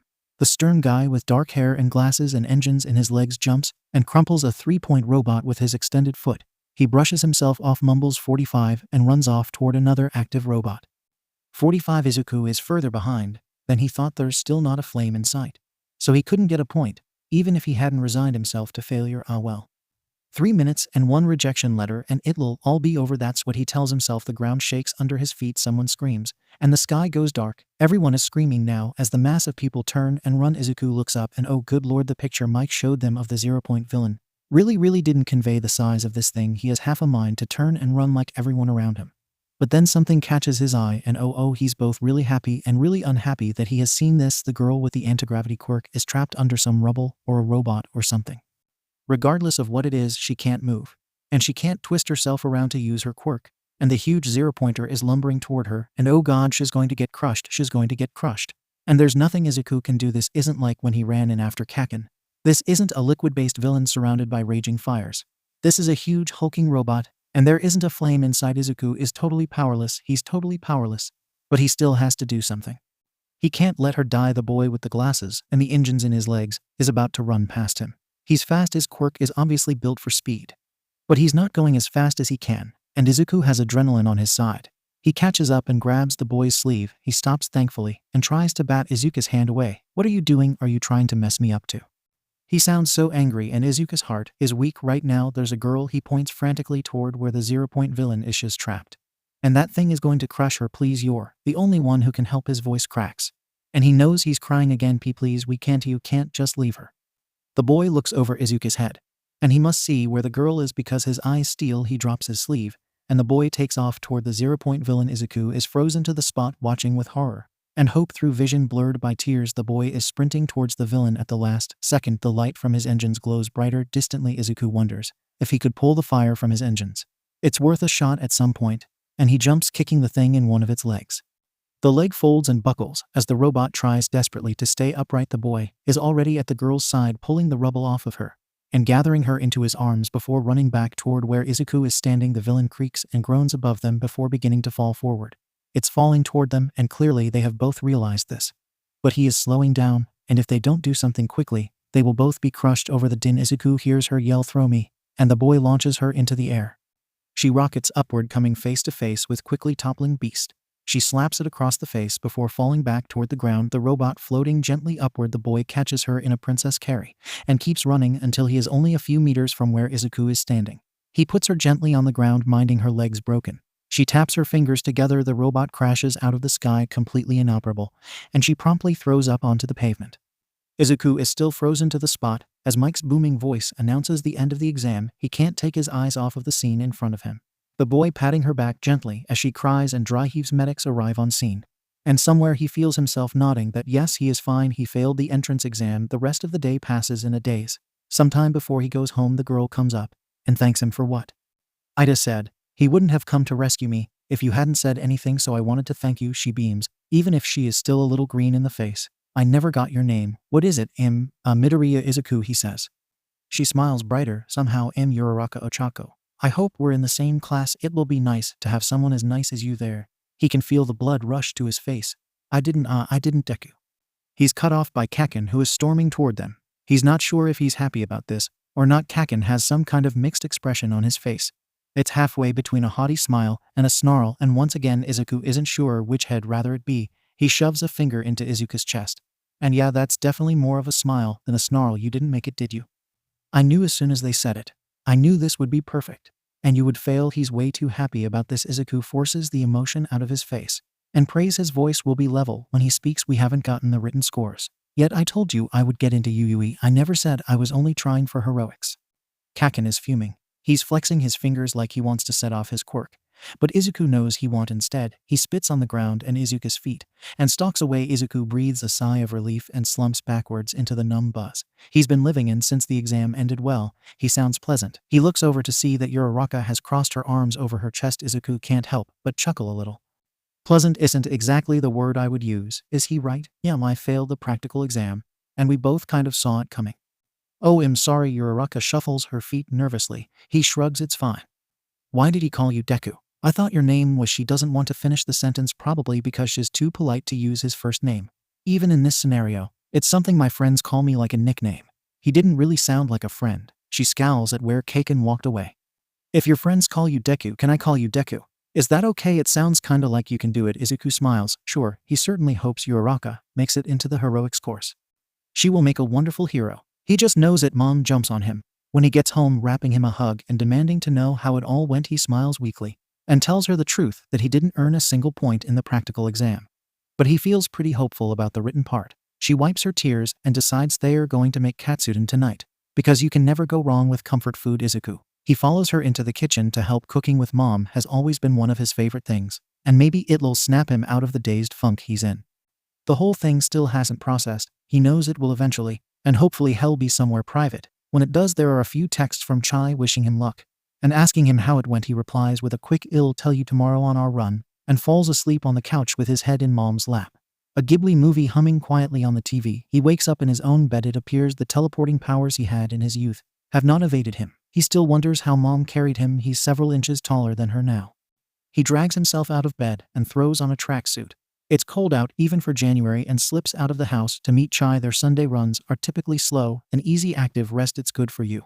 But still, he hopes she goes easy on him. He's exhausted. She's waiting for him in their spot trademark. As soon as she sees him, she wraps her arms around him, picking him up and spinning him in circles. He protests, but figures it isn't going to do much good considering how much he's laughing. When she puts him down, they both stumble a bit, grabbing each other to keep their balance, both of their faces flushed with laughter. And the crisp January morning, Izuku is still laughing. That was unfair. Chai ruffles his hair. I've got 7 cm on you, idiot. Obviously am going to capitalize on that. Izuku pouts, and she laughs. Now let's get going. You have a lot to tell me, mister. They start running, and Izuku tells her everything about the disaster. That was the practical exam, how he gave up not even 5 minutes in. But I was talking to one of the other kids, and if I get into general studies, then if I can do well enough at the sports festival, they'll move me up to heroics. I just have to. His voice cracks, and there it is. He failed the exam. All his hard work, every hour on that beach, every hour with Jongwo sensei, he wasted all of it. He wasted all of it. And he failed. Izuku, are you? Chai slows and turns to see where he has stopped running, and is furiously wiping tears from his face. Oh God, Izuku, I'm going to hug you. Is that all right? He nods, squeezing his eyes shut and clenching his jaw, hoping to make the tears stop. But it isn't working. Chai's arms are around his shoulders, and she cradles a hand against the back of his head, wrapping his arms around her waist and taking fistfuls of her jacket into his hands. He presses his face into her shoulder and sobs. She plays gently with his curls, her nails raking across his scalp. It's going to be okay, Izuku. You did so well. You're doing so well. They kicked you down this one time, but that just means you're going to stand up so much stronger. She rests her cheek against his head, and he is so glad that she's here. She has seen him at his lowest, and he has seen her at hers. They've always been there to build each other up. And as Izuku sobs into her shoulder, he thinks that there's no way he deserves her. But there's no one he would rather have with him right now. They stand like that for some time. But eventually Izuku quiets, and the tears dry. She holds him at arm's length and looks him in the eye. You know I'm proud of you, right? He almost laughs. I know. His voice is still rough, and he reaches up to wipe the tears off of his cheeks pointedly, not looking at the wet spots on Chai's jacket. Good. Because I am, and obviously it sucks that you didn't pass the whole special heroics exam. But it sounds like it's a stupid, biased exam anyway, and they should fix it. He does actually laugh at that. All this means is you've got to get stronger and kick so much ass that they regret ever passing you over. Got it? Hey Chai, what did I ever do to deserve you? She laughs and pulls away, ruffling his hair before taking off in a sprint away from him. Who said you deserve me? She cackles and Izuku runs after her. The weight in his chest is still there, and it still hurts, but maybe a little bit less. Chai's first entrance exam is a week after Yuyui's. She is a ball of jittery energy during their morning run, and Izuku wishes her well and sends her off with a smile and an encouraging punch to the shoulder. She spams the group chat around 2 in the afternoon. 𝗵𝘃𝗧𝗏 1 entrance exam down, 𝗵𝘃𝗧𝗏 2 to go. 𝗵𝘃𝗧𝗏 I hate this 𝗵𝘃𝗧 𝐒𝐵𝑚𝗲. I remember that sucks to suck all you young aditos 𝐴𝐵𝑚𝗲. You can't even say that you were a mess last year. 𝗵𝘃𝗧𝗏 Deku. Can you pull receipts? 𝗏𝘵. I can pull so many receipts. 𝗏𝘵. Also Chai, am so proud of you. 𝗵𝘃𝗧𝗏 hell. Yeah, you did great. I know you did. 𝗵𝘃𝗧𝗏. Speaking of 𝗵𝘃𝗧𝗏, I just got the results of my last E. Hold the fuck up, 𝗵𝘃𝗧𝗏. Where did you apply 𝗏𝘵 already? It's only been a week. 𝗵𝘃𝗧𝗏 guys, I got into Yuyui 𝗵𝘃𝗧𝗏. Holy fuck, 𝗵𝘃𝗧𝗏. I'm so proud. 𝗏𝘵. Holy shit, really dude. 𝗵𝘃𝗧𝗏 guys, I'm like vibrating. I can't stop grinning. I'm going to Yuyui. I'm in heroics. I'm going to explode. 𝗵𝘃𝗧𝗏 fucking understandably 𝗵𝘃𝗧𝗏. I am so proud. RN 𝗵𝘃𝗧𝗏. They grow up so fast. Izuku closes the app and throws his phone onto his bed. They were already sending acceptance letters out. Does that mean he has to wait in agony for his rejection letter? Or will they end his suffering sooner? Hopefully sooner, as happy as he is for I. It makes his heart ache. He just wants to get this over with. The waiting in limbo is tearing his mind apart. Mom has work today, but she should be home soon. It's barely 2:30, and he has no idea what to do with himself. Moping around the house got old really fast. He ends up grabbing his gloves and running down to Dagaba. He doesn't really know what he's going to do there. He spent the last week clearing the rest of the garbage, so the beach is now perfectly clean. As he guessed, it has started to attract a few people. He finds his old spot easily enough and spends a few minutes building a small fire. The cold ocean breeze whips across his face, and he shifts into his starting pose. Hell, just start with a few basic routines. Clear his head. He pulls his fists into his sides, back rigid, and then falls into the familiar steps. The fire whips around him, pulled by his hands, his feet, his hips. His hair whips in the wind, and he loses himself in the movements. It's like a dance. He is perfectly centered, perfectly in control. There is nothing here that can disturb him. His failures cannot touch him, because he is here, not there. He spins them around with his hands, and they burn in the fire around him. He wasn't enough then, but he will be the strongest because he is here, and he is perfectly in control. He started a mile behind, but that just means he will run faster. Nothing can hold him back. The fire sparks in the air past his eyes, and he closes his eyes to just feel the heat against his skin. He spins into an aerial, and the fire follows his feet right back into the makeshift fire pit. He finally stops moving and pants, wiping the sweat off his forehead. Someone cheers, and he looks up to see a few people clapping politely, and a little boy who can't be more than 5 or 6 with his hands in the air cheering loudly. Izuku smiles and waves, ducking his head in a shallow bow. He can feel his face heating up. He really wasn't expecting spectators. That was awesome. The boy yells, how did you do that? It's kung fu. And my quirk, Izuku says, rubbing the back of his neck. It's very impressive. The woman standing next to the boy, his mom, says. He chuckles and looks at his feet. Thanks, well, leave you be. One of the other women says, thanks for the show. They all turn and walk away, leaving Izuku with his little fire and his burning cheeks. He puts the fire out and runs back home, feeling significantly better than when he left. Mom is waiting for him. When he gets home, Izuku, she holds an envelope out toward him. It's from Yuyui. The snappy comeback dies on his tongue. As his eyes go wide, he grabs the letter and walks to his room in a daze, closing the door behind him.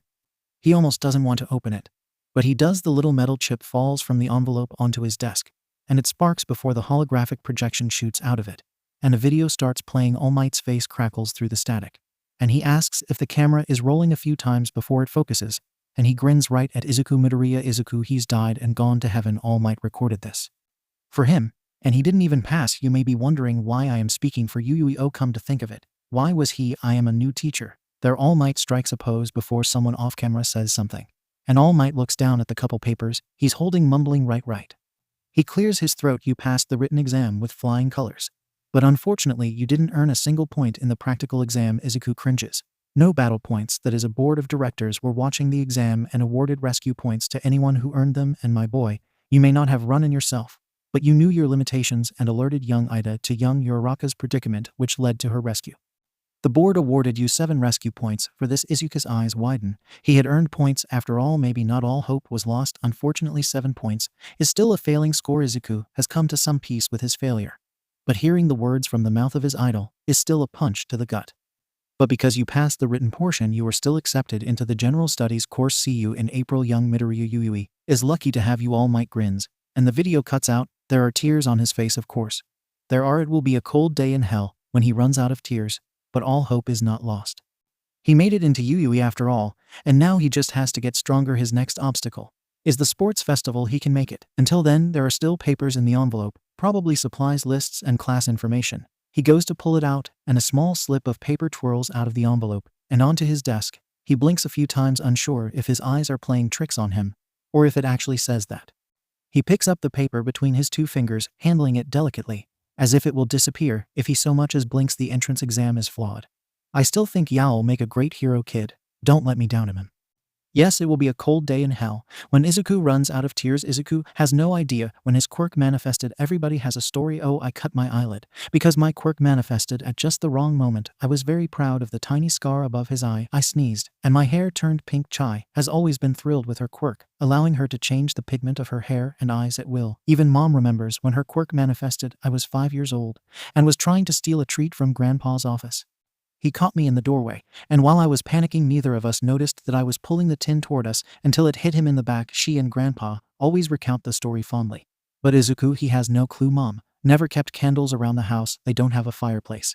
And there were never any open flames at school either, so his quirk could have manifested any time.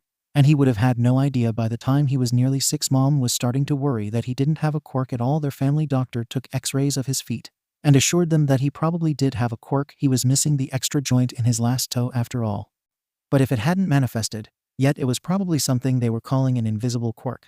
A quirk that could only be activated under such specific circumstance that he may never know what it was. Kaken was still his friend then, and so he told him about it the next day at school. That was a bad idea. So you're quirkless? No. Not really, we just don't know if we'll ever know what my quirk is. Kaken laughed. Same thing right. Later that day, Kaken kicked him to the ground and called him useless. Deku Yao never be anything other than a useless crying baby. He was 6.5 when Kaken found him in the yard behind the school. A grin that would never mean good things split open on his face, and sparks lit in his palm. There were no teachers around, and Izuku knew what that meant. He cried. He cried, and he begged, but Kaken laughed and lit an explosion in his palm. It was a warning. It wasn't meant to hit him. He knew this. Knows this. Kaken does too. But the small explosion was out as soon as it appeared, and Izuku screamed. He was sent home that day with his hands wrapped and bleeding, and Kaken was suspended despite his adamant protests that he hadn't done anything. I didn't touch him. I didn't touch him. His first day of high school is tomorrow, and Izuku couldn't be more excited.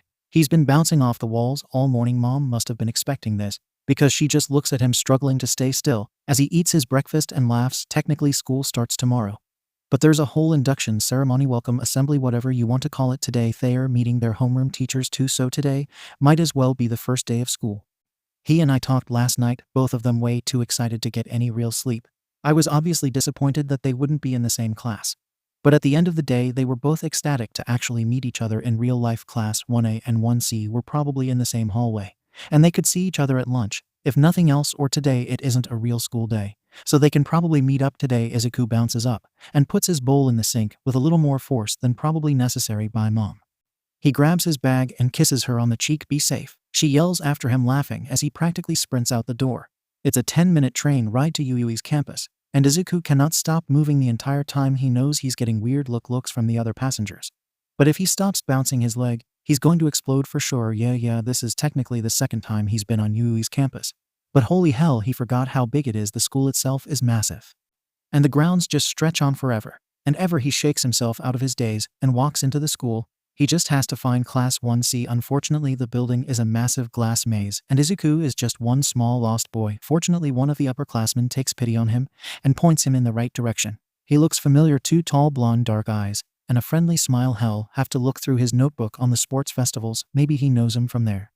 Izuku is not the last person to class, thankfully.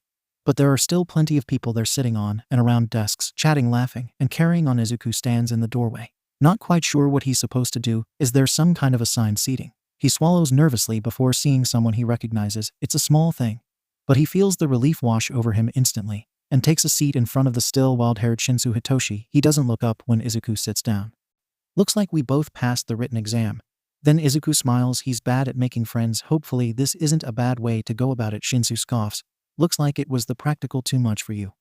Izuku shrugs guess. I'm no good against robots. Either he stretches too bad, though the hero course doesn't know what 𝗧𝗪𝗧𝗍 tossing both of us out like that.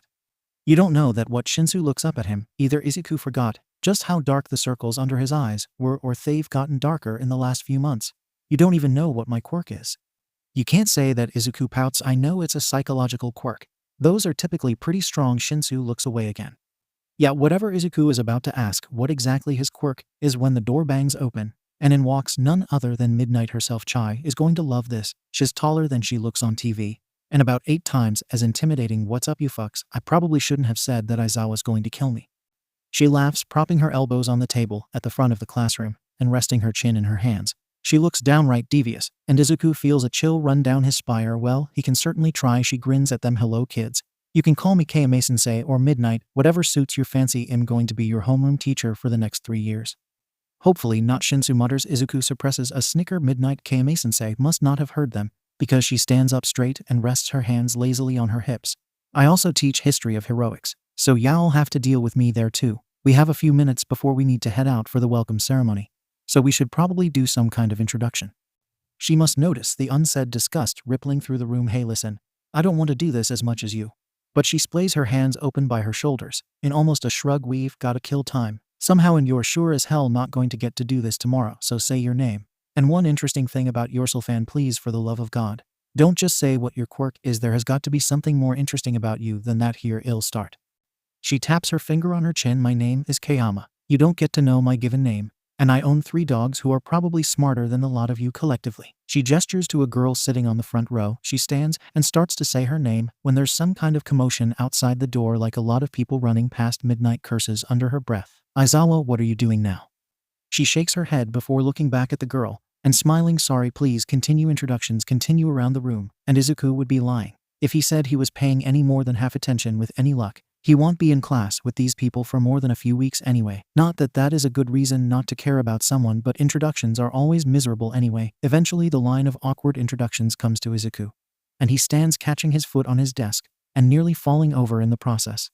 So much for first impressions. Midoriya Izuku, and I'm a gymnast. He didn't mean to make that sound like a question.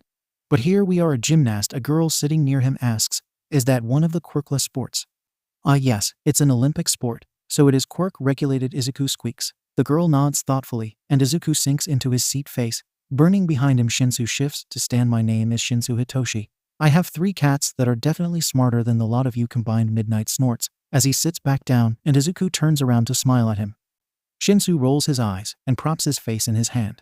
Lazily the introductions continue, and soon enough Midnight is herding them out of the classroom and toward the courtyard where the welcome assembly will be. Izuku falls into step with Shinso, but he avoids looking at Izuku and tries to lose him around every corner they turn. He can't be friends with everyone. Izuku knows that, but he is hoping it will be easier to make friends at UUE.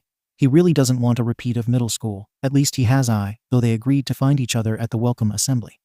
Midnight directs them to a section of seats, and they all file in while she turns to someone standing over another class. Next to them is Aizawa. Not going to be here. The man Vlad King, the blood hero UUE, is so cool. Sighs and rubs his temples. No, he's not.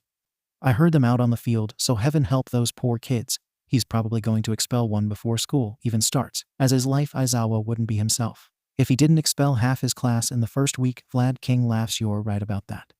Izuku keeps searching the crowd, but he can't find I or anyone with bright red hair for that matter. Even if I looks different in person than he does over Snapchat, his hair is distinctive enough to pick out of a crowd, right? Maybe he is in Aizawa's class. Izuku hopes he's 𝗂𝐭𝐴. From the sound of it, I is going to have an interesting couple of years at UUE. Hopefully they all will. He certainly hopes so. If the next 3 years are boring, he is going to be very, very disappointed.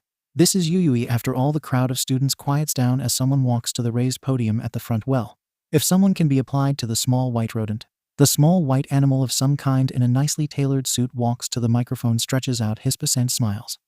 Welcome to UUE and welcome back to all of our returning students. A cheer ripples through the crowd and Izuku can't help but feel swept up in it. The grin on his face sure isn't going to leave anytime soon. He hasn't felt this excited about anything in years. The principal, who is definitely some kind of animal with a quirk, was not the least of the surprises that came with the welcome assembly. The whole thing feels like a bizarre fever dream, to be honest. A couple of the third years speak, including the blonde one who helped him find his classroom. When it ends, Midnight herds them back to the classroom and gives them a simple rundown of how tomorrow is going to work. You have 6 class periods with 5-minute breaks between. You will also have 45 minutes for lunch between periods 4 and 5. The heroics classes have a 7th period, so you won't be able to talk to them or anyone teaching them until that 7th period is over. I will let you know when I'm on duty to teach them, so I don't just disappear on you randomly.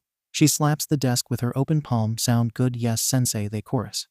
Great, now get lost, it's Sunday. And I have a date with sweatpants and Netflix. She shoos them out of the room. Izuku tries to catch Shinso in the hallway, but the purple-haired boy keeps his head down and gets out of Izuku's way with a determination that he hasn't seen since he and Kaken were 8, which is too bad.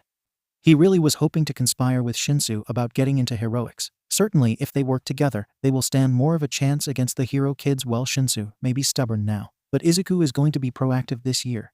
He's not going to have a repeat of middle school. Just you watch Kaken. In any case, he should go find he's in class 1A. They weren't there during the welcome assembly, so will they be back in their classroom? Would it be better to wait for him by his classroom outside? Maybe he should text him, ask where he is. But there's no guarantee that he will see it while he's still in the school. And what if whatever their teacher is having them do isn't over? Maybe they should wait and meet up tomorrow during lunch. They'll have lunch at the same time, right? Wow, you really do the muttering thing, Izuku squeaks and spins around, eyes wide, holding his hands instinctively in front of his chest.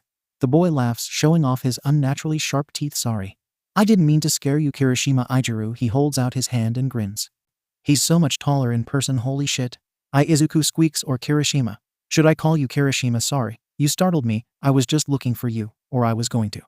He tugs at the sleeves of his jacket before realizing he should probably shake Kirishima's hand, since he was offering Midoriya Izuku. Wow, it's so cool to see you. You can call me whatever you like, Kirishima, I says, and laughs again. You're so much shorter than I thought you would be. I still can't quite believe it's you. Like, wow. He throws his hands up. You're actually real, Izuku laughs. I'm shockingly enough. They start walking down the hallway toward the lockers at the entrance. You have Aizawa, right? Yeah, the guy is so much cooler than I thought he would be when he first showed up. Took me a while to realize that he's a Eraserhead. But he's an underground hero, so never seen his face. Izuku splutters. Eraserhead, you have Eraserhead. That's so cool. Oh my god, huh?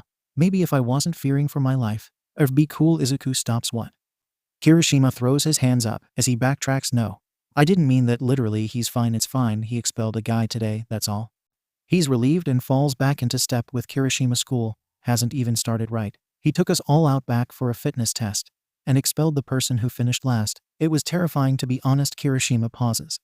I mean, it kinda made me more excited for the whole thing. Like, wow, they really don't let just anybody in here, you know. Izuku swallows. Yeah, he knows. Kirishima claps him on the shoulder. I've got to go now. But we should totally hang out. Definitely. Izuku beams and waves as Kirishima walks away before turning toward the train station. His fake first day is done. The real first day is tomorrow. He is somehow both more and less ready than he was before. He's definitely more excited. The whole thing hasn't quite processed yet, but it's starting to feel real. He's also feeling some kind of dread set in that wasn't there before. If someone who passed the entrance exam has already been expelled, who is he to say that he can make it in the hero course? He hasn't got a chance. He stops walking and pulls his hand slowly from his nose to his chest, breathing deeply. He needs to stop thinking like that. He starts walking again slowly. So what if he's behind now? It just means he will have to work twice as hard as everyone else. Didn't one of his coaches tell him that? Izuku sniffled, wiping his eyes with the palms of his hands. He was never going to get it.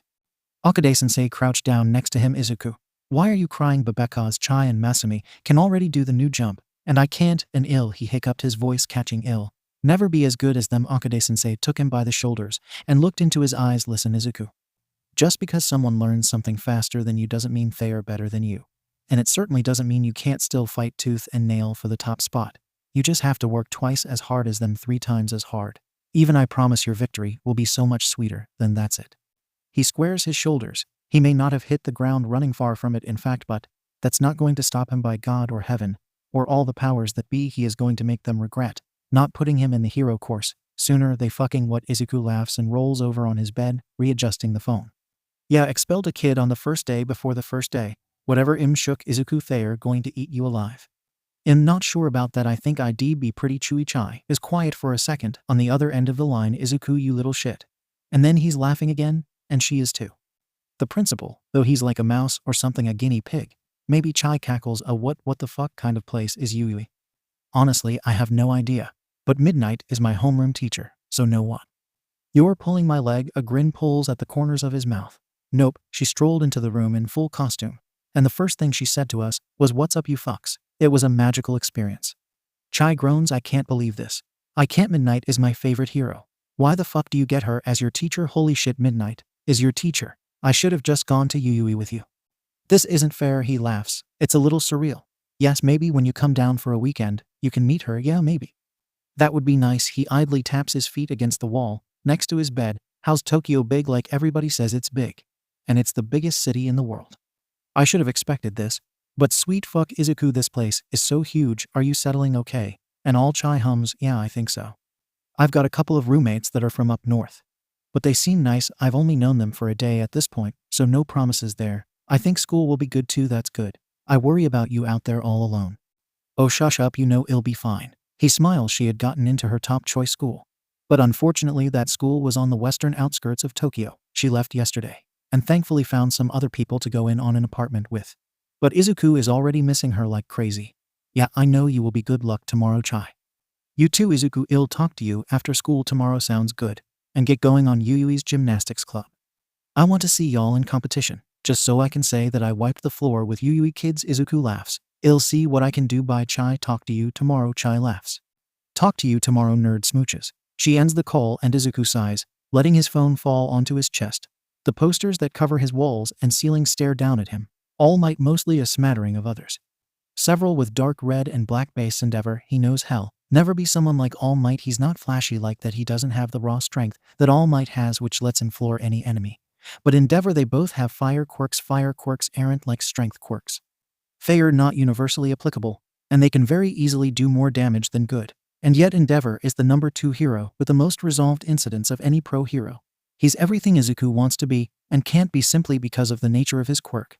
But hell be damned if he doesn't try. All those months ago, when Kaken had been caught by the slime villain, if Izuku had been just a little stronger, a little faster, a little better, he could have saved him next time. The next time he's in a place like that, he will be strong enough. Good Inato, save them. Everyone deserves saving, and Izuku will fight tooth and nail to make sure he saves as many people as he can. He is no less excited for his first real day of school than he was yesterday. No, it hasn't processed. Yet he's hoping it'll hit him quietly. He practically bounces out of bed, wolfing down his breakfast, and wishing his mom a good day before he's out the door, and skipping toward the train station. He has to take the early train. It'll get him to school 15 or 20 minutes early, depends on how fast he walks. But that's better than the next option, which will get him there 10 minutes late. He's fine with being to school early. He spends the train ride scrolling through hero forums. There's still some buzz over what All Might is doing is 𝗵𝗲. But the hype has mostly died down after 10 months with no real news. Well, Izuku knows why he's in 𝗵𝗲. But it must be a secret because the press doesn't know yet. And it's not like he's told anybody. Nothing big again today, at least not in his area. Endeavor took out a group of smugglers last night. But it doesn't look like they were connected to anyone else, so it isn't that big of a deal. There's a city in the north that was terrorized by a creature of some sort. It looks like it might have been a man. But it's been completely catatonic since the heroes brought it in. Nobody knows what it is, or if it's connected to a bigger plot. But there are lots of theories floating around. Maybe he'll do some research about this. It could be interesting if it's more than the one isolated attack. He almost misses his stop. That would be bad, but someone jostles him, and he's snapped out of his daze. Right, first day of school at Yui. Holy shit. He got into Yui. He's going to Yui. He catches his breath and forces it to even out as he walks off the train and toward the school. Holy shit. There are a couple of people buzzing around, but classes don't start for another 20 minutes, so it's pretty quiet. He takes his time strolling through the halls, double checking the locations of all his classes. He'll mostly be moving with his class from room to room, but it's still good to know where everything is. How long does he have before the sports festival? 4 or 5 weeks. It feels both very far away and very close. He's got to be stronger by then. The heroics kids will have had 5 weeks more training than him at that point, and from pro heroes. No less. It'll be nothing short of a miracle if he can even hold a match to them. But he knows 𝗧𝗏 knew this. He's always had to work twice as hard as everyone else. Why would that stop now? Maybe he should, as Jungwoo-sensei, if he has any suggestions for how to integrate his quirk into his fighting style up. Until now he's been doing that on his own. But it wouldn't hurt to have someone else's opinion. He's so lost in his train of thought, probably was muttering 2 figures, that he runs straight into someone's back. Izuku reels backward. "I am so sorry, I wasn't paying attention. Are you okay?" "I'm sorry again. I should really watch where I'm walking. It's a really bad habit." He bows and misses the surprised recognition in the man's eyes. He chuckles. "It's fine, my boy, stand up. Are you okay?" Izuku feels himself blush as he straightens up and finally gets a look at the man. He's tall, easily over 2 meters, and he towers over Izuku. He's wearing a yellow pinstripe suit that's probably 6 sizes too big, and his wild yellow hair frames his skeletal face, and sunken blue eyes and fine do the pieces click in his head. And Izuku gasps, "Oh, you were there with the slime villain. I told you to watch my backpack." "Thanks for that, by the way, I never saw you afterward." Izuku trails off, feeling his face heat up again. "What are the odds? It's no big deal, my boy. I'm just glad you're okay. You're too reckless for your own good." The man shakes his head, a small knowing smile on his face. "I never got your name, do you mind?" "Not at all," Izuku squeaks. "Midoriya Izuku, and you?" Yagi Toshinori the manager offers a hand, and Izuku shakes it. His hand is so big it absolutely swallows Izuku's own. "Walk with me." He gestures down the hall, and Izuku nods, falling into step with him. Well, he's taking 2 steps for every one of Yagi's. "But the guy is a giant. Do you teach here?" Izuku asks. Yagi smiles. "I do actually. I just started though. This is my first year." Izuku beams. "Me too actually. What are the odds?" He feels himself skipping a little bit. "Yui is amazing. If you don't mind me asking, are you a pro hero?" "Most of the teachers here are. And I don't recognize you." Yagi hums. "You could say that. Technically I'm still a pro hero. But I had to retire early from hero work. An injury caught up to me, and I've been ill since, so I can't work like I used to." "So you decided to teach something like that." "I wanted to make sure the next generation is in good hands." "What's your hero name, if you don't mind me asking?" Izuku says, throwing his hands up in front of his chest apologetically. Yagi laughs. "You wouldn't know me. I've been out of commission since you were very young." He's dodging the question. Izuku can tell that much. What would make him hide his hero identity? Though he's teaching at U, there are not a lot of places to hide hero well. If he doesn't want to share, Izuku won't press. A bell rings, and Izuku nearly jumps out of his skin. "That's the warning bell, my boy. You should probably get to homeroom." Izuku nods. "It was nice talking to you, Mr. Yagi. You too, young Midoriya. I hope we'll cross paths again." Yagi smiles at him, and Izuku grins back, spinning on his heel and running for class 1C. When he gets home, Hell runs some searches for Yagi Toshinori. He sounds so familiar when he's talking. Izuku is sure he knows him from somewhere. They're all assigned desks in homeroom, and Izuku is delighted to find that Hell be sitting diagonally in front of Shinso kitty corner. "Is that what it's called?" He flashes the other boy a smile, but Shinso rolls his eyes and looks pointedly out the window away from Izuku.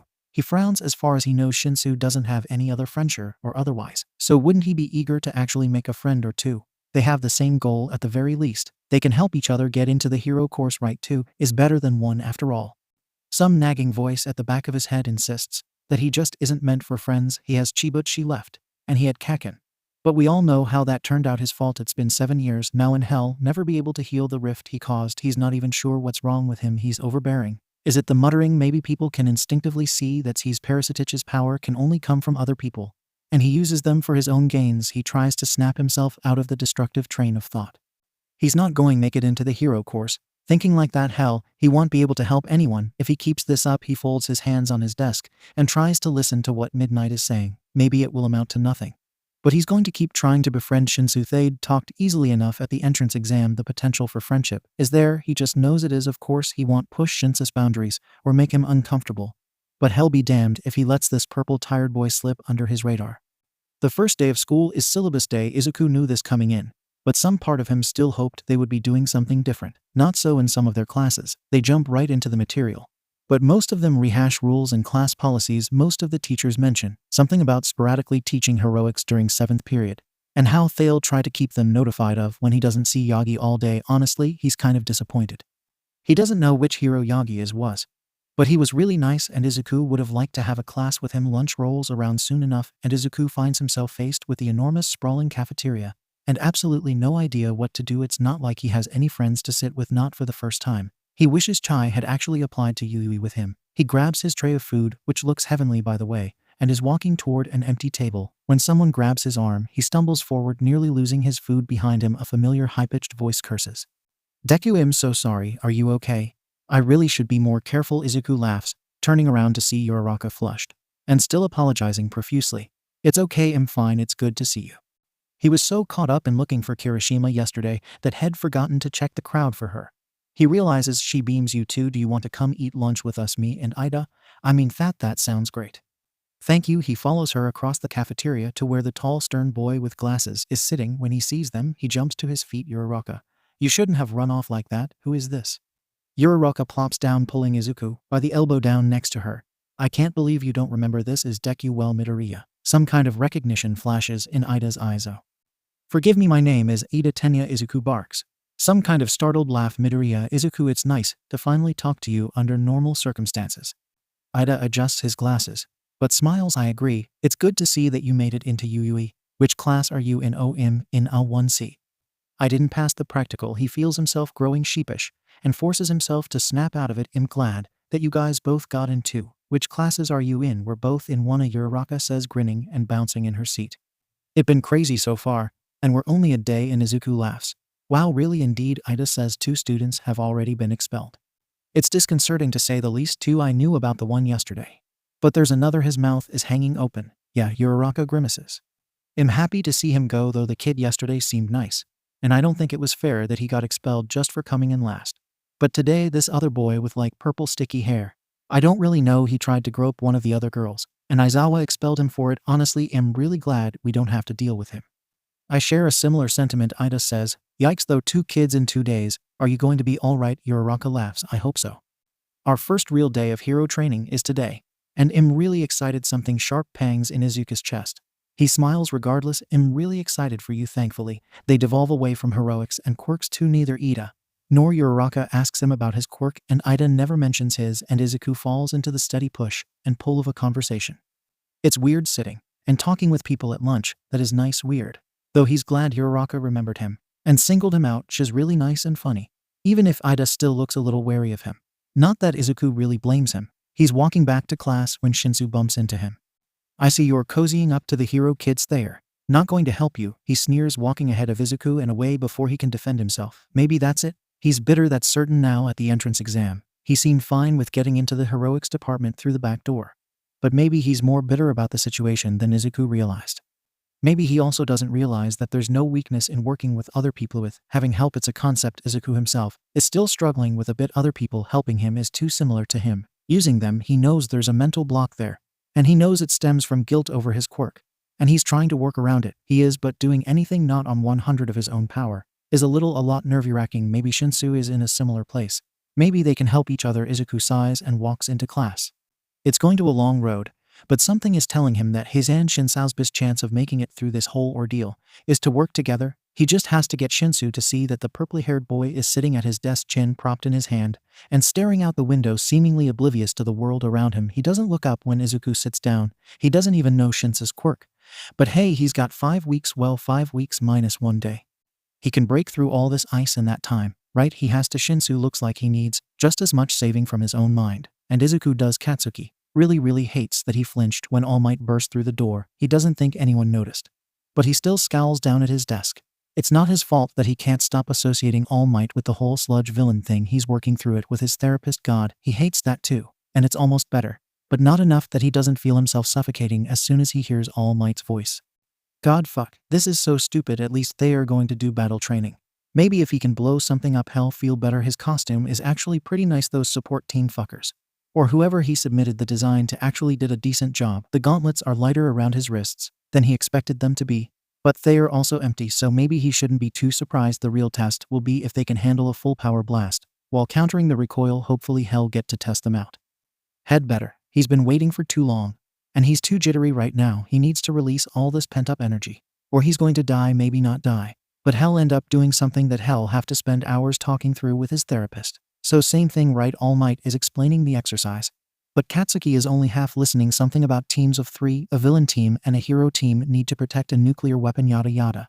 He really should be more excited about this than he is, this being the first day at UUE and all. In all honesty, it's taking everything he has to tune All Might out and keep the bile down his throat. He really didn't think he'd react this strongly to a voice of all things. All Might didn't even get there until it was almost over. He's drawing teams now. Maybe if he knew anyone in his class's names, he'd care more. But he doesn't. He's strong enough by himself that it shouldn't matter anyway. The first matchup will be All Might sticks his hands in the 2 boxes in front of him. Team C as heroes, and Team A as villains. Villains, y'all have 5 minutes to hide your weapon before the hero team enters the building. He's Team A, and he's a villain. Katsuki grins. He would never consider being a villain in real life. What the fuck? But being a pretend villain for a training, it's all the excuse he needs to blow someone up.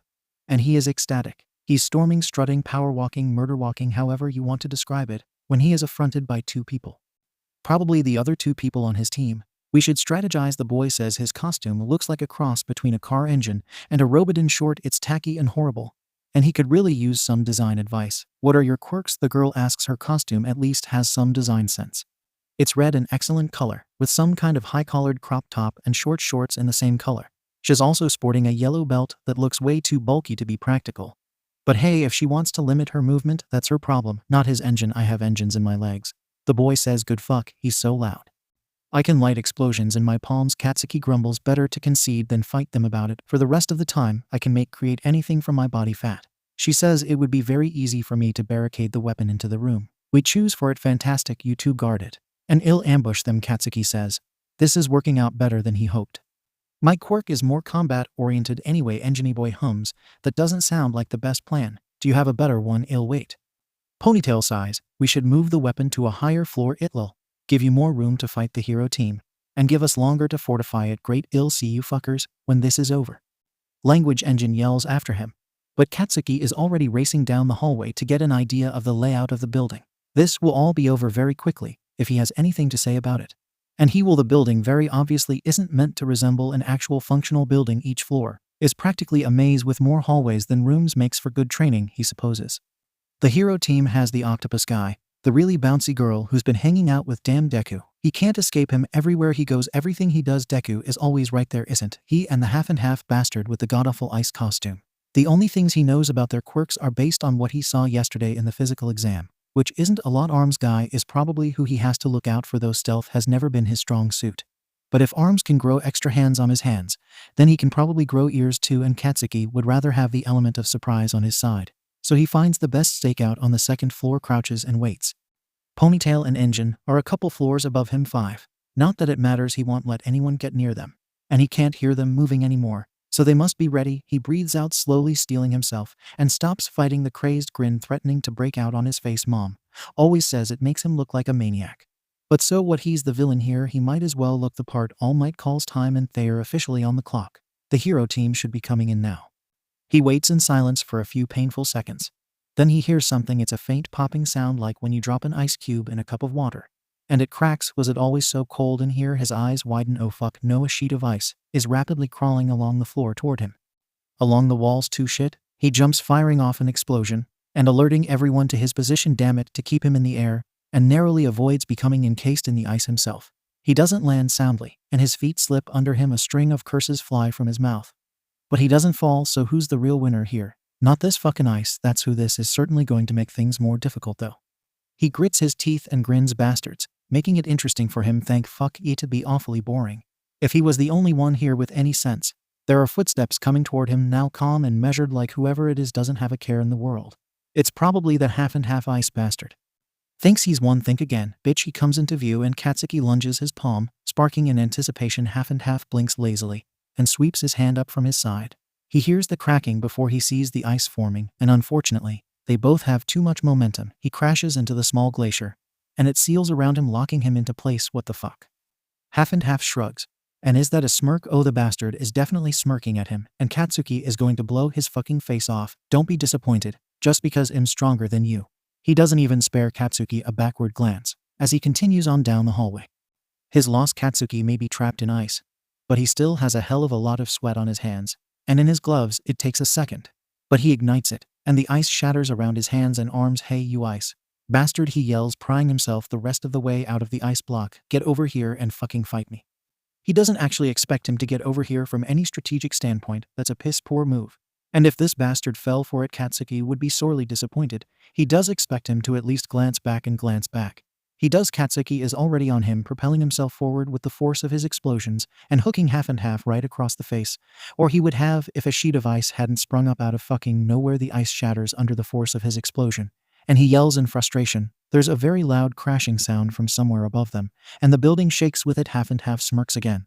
It's been good playing with you, but, and then All Might's voice in all of their ears. Hero team wins. Mom isn't there when he gets home. That's not unusual. She rarely gets home before him. He pulls some chicken out of the freezer to defrost and retreats to his room. He passed Yagi in the hallway after 6th period, but he seemed to be in a hurry and didn't stop to talk. He did wave, though, which is nice. All that said, Izuku's curiosity is still mounting. He pulls open his laptop and types Yagi Toshinori into the search bar. Nothing. Well, technically he gets thousands of results, but none of them are particularly helpful. There's somebody named Yagi Toshinori who was a small-time movie director. but he died some 50 or 60 years ago. There's absolutely nothing relating to heroes. He drums his fingers on his desk and types Aizawa Shouta into the search bar. He overheard Mike call out to the very scruffy-looking teacher. Sometime between classes he has several pages of Notebook 6 dedicated to Eraserhead. But he didn't know his real name until today. The results pull up, and the first few are nonsensical or historical figures with similar names. But about 6 links down, the UE faculty directory pulls up citing Aizawa as both a teacher and the pro-hero Eraserhead. What his eyebrows pinching together involuntarily, Izuku follows the link through to the UE faculty page. The page is full of a colorful assortment of hero Essevril in the top 30 or 40. But all well known enough that Izuku has heard of them. He has notes on most of them actually. All Might even has a page. Izuku laughs at that. The headshot they have of him is mildly atrocious. The yellow pinstripe suit is tacky beyond all belief. But it definitely adds something charm. Maybe the fact that the symbol of peace is a fashion disaster isn't exactly something that the public shrinks away from laughing at. It's all in good fun. All Might's one flaw, as we like to say. But he certainly isn't doing himself any favors with this suit. Izuku closes All Might's profile and keeps scrolling through the teachers. When he reaches the bottom, he frowns, scrolling back up to look through it again. And then he pulls up the website's internal search function and searches Yagi Toshinori. Nothing he did say he was new. Maybe they just haven't made a page for him yet. But this is All Might's first year teaching at UE as well, and he has a profile all set up and is searchable on the website. Something isn't adding up here. Yagi had seemed honest when Izuku was talking to him. He fancies himself to be a pretty perceptive person, and there hadn't seemed to be anything that Yagi was outright lying to him about. He was definitely being dodgy about his hero identity. But that's why Izuku is here, trying to find him, and hell be damned if he doesn't find something. He cracks his knuckles and dives in. He actually shoots a message to his friends. First 4 heads are better than 1. Small Might professionally 𝐒𝐵𝑆 Crimson Reed. Have you guys ever heard of a hero named Yagi Toshinori? Small Might. That's his real name, not his hero name. BTW no professionally. Yeah, ID bro, professionally. Can't believe we found a hero you don't know. Props to this Yagi guy. 𝐵𝑆. Yeah, what's up? Where did you find this guy? Small Might. He tease you. I don't have him though. I talked to him before school, and he seemed like a cool guy. Small Might. He was super dodgy about his hero identity. Though so am doing some RESEARCH professionally. Maybe he's an underground hero, doesn't want PPL to know who he is. Small Might. Yay, maybe Small Might IDIC ill. Let you guys know if I find anything. 𝐵𝑆 yeet bro, professionally PLZ. Don't speak. Izuku closes the chat window and starts down all his usual routes of people investigation. There are always ways to find people, you just have to know how to do it. He always likes to try the non-shady methods first before he starts breaking into government databases for quirk registries. That's the foolproof but last resort method. He does a couple searches for the family name Yagi. It isn't one he's heard very many times, so maybe he'll find something unique. He stumbles across a few articles about a family named Yagi, who were all murdered save for their 7-year-old son, who isn't named, by villains, some 60 years ago. It's a heart-wrenching story. But he can't track this little boy, who would be, 64 or 65 now, to the Yagi at UE. The boy was too young, so legally they couldn't say his first name. The ages might line up though. Yagi said he was before Izuku's time. And it's true that this little boy had he become a hero, would have been in and out of his prime long before Izuku was born. It's hard to tell how old Yagi is, though he looks sickly. But he's not really graying or wrinkled, so he could be anywhere from 35 to 90, and Izuku wouldn't bat an eye. Izuku groans in frustration. How the hell is he supposed to figure out who Yagi is? He realizes he's probably not the guy. Covered his tracks for a reason. But if he thinks that's gonna stop Izuku, king of Nosenes, from doing everything in his power to find him, then he's dead wrong. The Quirk registry database is technically public property. But that doesn't mean that it isn't guarded by every security measure the government could legally take. There's a lot of damage people can do with the Quirk registry, especially because it's tied so closely to a lot of other more sensitive public records. That being said, Izuku figured out how to hack into it. When he was 12, he doesn't abuse this power. He just sometimes likes to look up what people's quirks officially are. And sometimes if he uses it to find people's birthdays, that's neither here nor there. Yagi Toshinori brings up 27 results, which is significantly less than Izuku was expecting. This will probably be pretty easy then. He starts sorting through them, pulling out people who are definitely too old or too young, or who have horns, etc. 17 results in. Izuku sees him, and his breath catches in his throat. The picture is not of Yagi as Izuku knows him now, but it is undoubtedly him. He has the same mane of wild blonde hair framing his narrow face. His cheekbones are still sharp, though softer than they are now hollowed by illness and age. His bright blue eyes twinkle at Izuku from the screen, and his grin is near blinding. He's also 21 in this photo at the very most. It could be his third-year high school picture for all Izuku knows. Either way, the Yagi staring at him from this page is young, very young. Updating your picture in the Quirk registry is optional after you graduate high school, They use your school pictures until then, but after you graduate, if you want your picture updated, you have to do it yourself. Most heroes keep their pictures current, their profiles, parts of them, at least, are more available to the public than most civilians. But this picture obviously hasn't been updated in several decades. He tears his eyes away from the profile picture. The smile looks so familiar. Izuku swears up and down. He knows who Yagi's hero identity is. There's no way he doesn't. There are too many little things that are too familiar. And looks at the rest of the profile name: Yagi Toshinori, born the 10th of June, XXXX Quirk. None. His hand flies to his mouth as he gasps audibly. He flips over to the news tab. He still has open and searches frantically for a date. And oh god, Yagi would have been 7 years old at the time of the murder. And oh god, they are probably the same person. And then he's quirkless. He's quirkless. Yagi Toshinori was a hero. And he is quirkless, good lord, and all the heavens above. Izuku has to know this story. The government isn't going to keep perfect records of their lives. But census reports, school records, and government forms can tell a lot about a person. He has a long night ahead of him. If he's going to dig up Yagi's life story, his phone dings, and Izuku nearly jumps out of his skin. He wheezes, reaching for it, trying to calm his racing heart. He knows he gets jumpy when he's focusing on something. But this is ridiculous. Looks like a message from the group chat. 𝗵𝗃. Yeah, I've never heard of anybody named Yagi.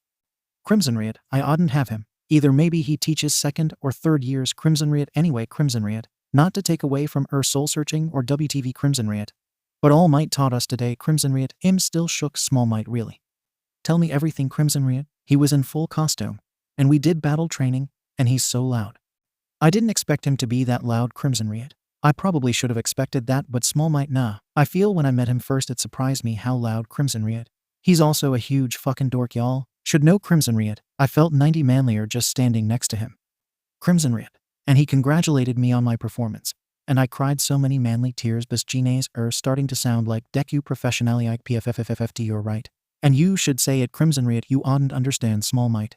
You really don't. It's a religious experience. 𝗵𝗃. Deku the only person who understands me.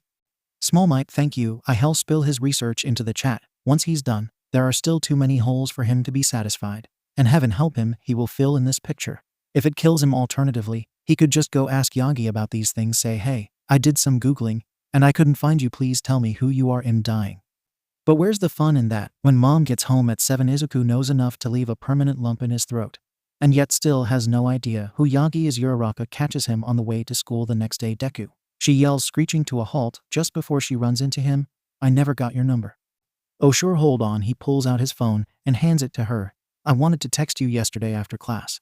But then I couldn't, and I thought that's a shame, so I'm glad I caught you before class today. She grins, handing him back his phone. She wanted to text him. That's while they fall into step together. All Might taught us yesterday. He was so cool. She pumps her fist into the air, bouncing on her feet.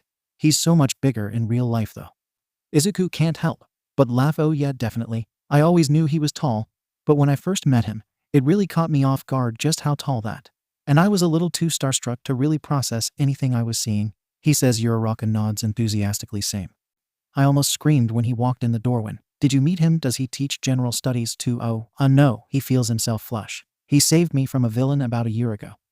Her eyes go wide. Really, are you okay? Were you okay? He forces a laugh. Yeah, I'm fine. It was scary. But like I said, All Might saved me, which was really cool. She is about to respond when suddenly the press is on top of them. There are cameras and microphones pointed in their faces from all directions, and about 1 million people asking what it was like to have All Might as a teacher. Ah yes, the news had to break sometime, he guesses. 𝗧𝗧𝗏 shyly answers that he's a good teacher, and that yes, he's just as nice as he looks. But Izuku ducks the questions. In general studies. I don't have him. The reporters look disappointed, but eventually let him slip by. He grabs 𝗧𝗧𝗏's elbow and drags her away from the press as well. She seems relieved. Her shoulders slump, and she sighs. Thanks, Deku. I don't know if I could have made it out of there on my own. It's no problem. He puts his hands on his hips and sticks his chest out dramatically. That's what a hero is for, right? She breaks down into hysterical laughter, and Izuku can't help but join in. They pass Shinso on their way into the school, and Izuku doesn't miss the dirty look he throws their way. He winces a little. He should talk to Shinso today. If there's time, maybe convince him that they should work together. Though he's still not sure how. Maybe he needs to come up with some kind of plan, some way that they both can work together to beat everyone else at the sports festival. Would Shinso be more receptive to a plan like that? Or would it be better to just try and befriend him first? Deku, his head snaps up, and he looks witty at 𝗧𝗧𝗏. You're mumbling to yourself. What's up? Oh, sorry. He rubs the back of his neck sheepishly. It's nothing important, just your work. He's not sure why he lies to her. Maybe if he and Shinso can catch the hero classes off guard, they'll stand a better chance. Yeah, that's it, she hums. Well, good luck with that. I'll see you at lunch. Maybe not today. I have another friend I'm meeting up with, that's fine. Have a good day, Deku, you too, he waves. And she bounces off to class. He hears someone scream when she opens the door. And while that sounds a lot like Kaken, he's not entirely sure where Kaken ended up. But if Uraraka has to deal with him, then props to her. And he wishes her all the luck in the world. He ended up sitting next to the girl from the first day who asked him about gymnastics. Her name is Eri Ren, and she's actually pretty nice. Izuku spent some time talking to her yesterday, and today, when he gets into class, she immediately spins around and starts talking to him about all the journalists outside. And wasn't it miserable trying to slip through all of them? Well, they all finally know what All Might is doing. And that's kind of important for them. He shakes his head. But yeah, they were really annoying. Hopefully the teachers can get rid of them before we have to leave. Eri sighs. Hopefully. I haven't even seen All Might yet. Me either, actually. Isn't it weird? Where is he? I want to meet him. I want him to crush my head between his pecs. Izuku chokes out a startled laugh. What? She waves her hand idly through the air. It's not important. More importantly, don't you? I can't say I've ever thought about it. He swears he hears Shinso snort from behind him. Has he ever thought about All Might crushing his head between his pecs? Good lord, that's such a strange image. He needs to stop thinking about it, or he'll be scarred for life. Thankfully, Midnight saves him from his own thoughts. And this conversation when she walks in and announces that they need to pick a class president, everyone perks up at that. As much as Izuku would like to be the class president, he doesn't think it's all that realistic. He's not exactly planning on staying in this class for very long, and shouldn't the class president have some kind of loyalty to the class as a whole? They probably should. Someone suggests that everyone who wants to be president give a 30-second campaign pitch. And then they all vote since they don't know each other that well. It seems reasonable enough, and one by one most of Class 1C tries to sell themselves in 30 seconds or less. Izuku can't help but notice that Shinso also doesn't offer himself up as a potential candidate. Eri does. And while Izuku wouldn't trust her not to crack an egg, let alone lead a class, he's got to admit that she has his vote. At least the chaos will be fun to watch. Eri actually amasses 3 votes. He wonders who the third one was.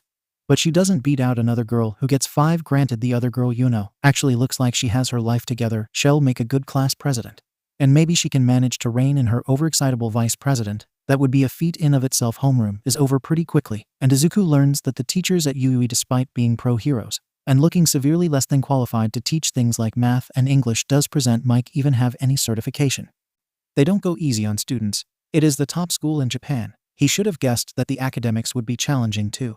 But he isn't expecting to be lost in math on the second day of school. Ectoplasm seems like a nice enough guy, if a bit intimidating, but his teaching style is very different than anything Izuku has dealt with before, and it always takes him a bit to figure out what people are trying to tell him. In a week or so he should be fine. But the adjustment period is always tricky. Ectoplasm had also promised to let them know when he was teaching heroics, and he hadn't said anything today, so maybe he'll go talk to him after school and see if he can get everything sorted out. He'll never make it into heroics if he's failing math, that's for sure. He'll deal with math after school, though now is lunchtime, and he promised I'd sit with him today. They even have a prearranged meeting spot, and everything. Ijiru is waiting there for him. He's scrolling through their group. Chachi and Kuma have forgotten that they have a private server for a reason, and are planning a lunch date for this Saturday since they are both in Tokyo. Now he's so engrossed that he doesn't notice Deku approaching him and startles barely when he sets down his lunch tray and takes the seat across from him. Oh, sorry, Kirishima. I didn't mean to spook you, Deku says, waving his hands in some kind of apologetic dance. Ijiru almost laughs. She's so much more expressive than he imagined. It's really cute, actually, not to mention that Deku's hair looks so much fluffier in real life. It's fine, don't worry about it, bro. Deku seems to relax at that. And you don't have to call me Kirishima. Just because we've only technically known each other for 2 days, you've been calling me I for eons. Now Deku pokes at his food. Yeah, but that means you don't get to call me Midoriya Deku. My bro, I wouldn't dream of it. He seems to perk up at that, and Ijiru's heart soars. This is going so well. How's UUE's infamous heroics program treating you? Deku asks, and he is more than happy to answer. It's crazy as hell, bro. Aizawa's expelled 2 kids already, and I keep thinking it's gonna be me next. But All Might is so cool, and I don't know the other kids that well, but everyone is crazy strong, and it's making me feel a little like a phony. Deku smacks him lightly on the handbutt. Then his eyes go wide, and he reels away. Sorry. I shouldn't have hit you like that. It's just something Chai and I do. And I forgot not everyone does. Ijiru laughs. It's fine, bro. Deku sighs. Okay, good, because I meant it. You shouldn't talk about yourself like that. You're more than strong enough to be in the hero course. Deku looks so earnest, and honestly, he's flattered. He claps a hand over his heart. Bro. He's cut off by the alarm bell sounding, and the lunch crowd completely going to hell. He grabs Deku's arm and hauls him to his feet as the crowd washes over then and out into the hallway. Everyone is screaming and pushing each other. Ijuru is really glad he's not claustrophobic, or this would be a nightmare. What's going on? Deku yells. It means someone's breached 𝗧𝗏𝗧𝗏. Someone on school grounds. Comes the response from an upperclassman that does nothing to quell Ijuru's nerves. If anything, his stomach ties into larger knots than before. This is like something out of an American horror film. He's about ready to accept his death. He has yet to let go of Deku. Though he's so tiny, he'd be eaten alive by this crowd when something whizzes above his head and slams into the archway above the door. Oh, that's Ida. Ijuru had been secretly hoping he would have won class president, but hadn't been willing to sacrifice his vote. He isn't too hung up on it. Todoroki seems like hell. Make a fine class president. He's cool and level-headed enough. Everyone. Ida yells above the din. It's just the media, please calm down. Just the media. The crowd quiets and Deku slumps against him. It makes sense, doesn't it? They were trying really hard to get into the school when had gotten here this morning. Still, it's a little disconcerting. Yuyui's supposed to have really great security. Like the best. Deku must be thinking the same thing, because he's muttering up a storm. Cute. Good lord, Ijuru is too gay for this. Not long after, a teacher shows up and informs them that it was in fact a false alarm and that everything is okay now. They shuffle back into the lunchroom and Deku gives him this look. It's not nothing, is it? Ijuru says. Deku swallows. I don't think so. I really want it to be nothing. But is it ever? Deku smiles barely. It doesn't reach his eyes. You're talking to the guy who almost got killed by the same villain twice in a day. His face twists like he's thinking something that he won't say. Any coincidence is a bad thing in my book. Needless to say, Ijuru is on edge for the rest of the day and can't properly appreciate that Snipe is teaching heroics for the day. Under any other circumstances, he'd be ecstatic. Snipe is one of his favorites. He is pleasantly surprised when Todoroki gives the class presidency over to Ida. It's fitting, and it makes him respect Todoroki more. But it's not enough to snap him out of his funk. He's hopelessly distracted and ends up taking a pretty bad fall during whatever obstacle course Snipe has them doing. Maneuverability exercise. He hardens himself before he hits the ground so he doesn't hurt himself. He's a little shaken maybe, but Snipe still pulls him out of the exercise and is fussing over him. Honestly, not something Ijuru would have expected. But that's the only way he can describe what is happening. Snipe ends up conceding a bit and doesn't send him to see Recovery Girl, but he is held out for the rest of the class. Ijuru huffs and rests his chin in his hand. He's not really excited about just watching the rest of the class. Oh, is he supposed to get stronger if he's stuck out here? Then again, maybe it's better if he takes a minute to lose himself in his thoughts. If he can work through whatever was distracting him, this won't happen again. Unsurprisingly, Bakugo is one of the first people done. Oi, shitty hair. What the fuck are you doing up here? Ijuru startles out of his weird trance. I fell and Snipe pulled me out. TCH. He almost looks like he want to kick something. Ijuru or the ground maybe, and he tenses just in case. But Bakugo turns on his heel toward the locker room. Ijuru watches him go. Bakugo is interesting to say the least. He's definitely one of the strongest people in their class. But he's got this whole air of hostility around him that's a little more intimidating than he would care to admit. He's just very loud and very rude, really hot too. Ijuru wishes his type wasn't asshole bad boy. But here we are. There's something there, though he isn't the best at reading people. But there's something in the way that Bakugo runs his fingers absently over the scar on his face when he's not thinking, or the almost soft look that flashed over his face before he turned away just a moment ago that makes him think that there has to be something. So what if he spends too much time watching him in class? Ijuru is 15 and gay and Bakugo is hot. Sue him. He's not sure what that something is, but he really wants to find out. It took significantly longer than he was expecting. But Ectoplasm was really very willing to work with him, and Izuku is starting to get a grasp on how he teaches. It'll still be a few more weeks before it clicks entirely. But at least he's no longer behind on the second day of school, and Ectoplasm was really nice actually, so he doesn't feel weird about asking him for help. He glances at a clock as he leaves the classroom. Wow, it's really late. The heroics class should be getting out in a few minutes. Maybe he can catch Ai or Uraraka. That would be nice. But then again, he runs the risk of running into Kaken.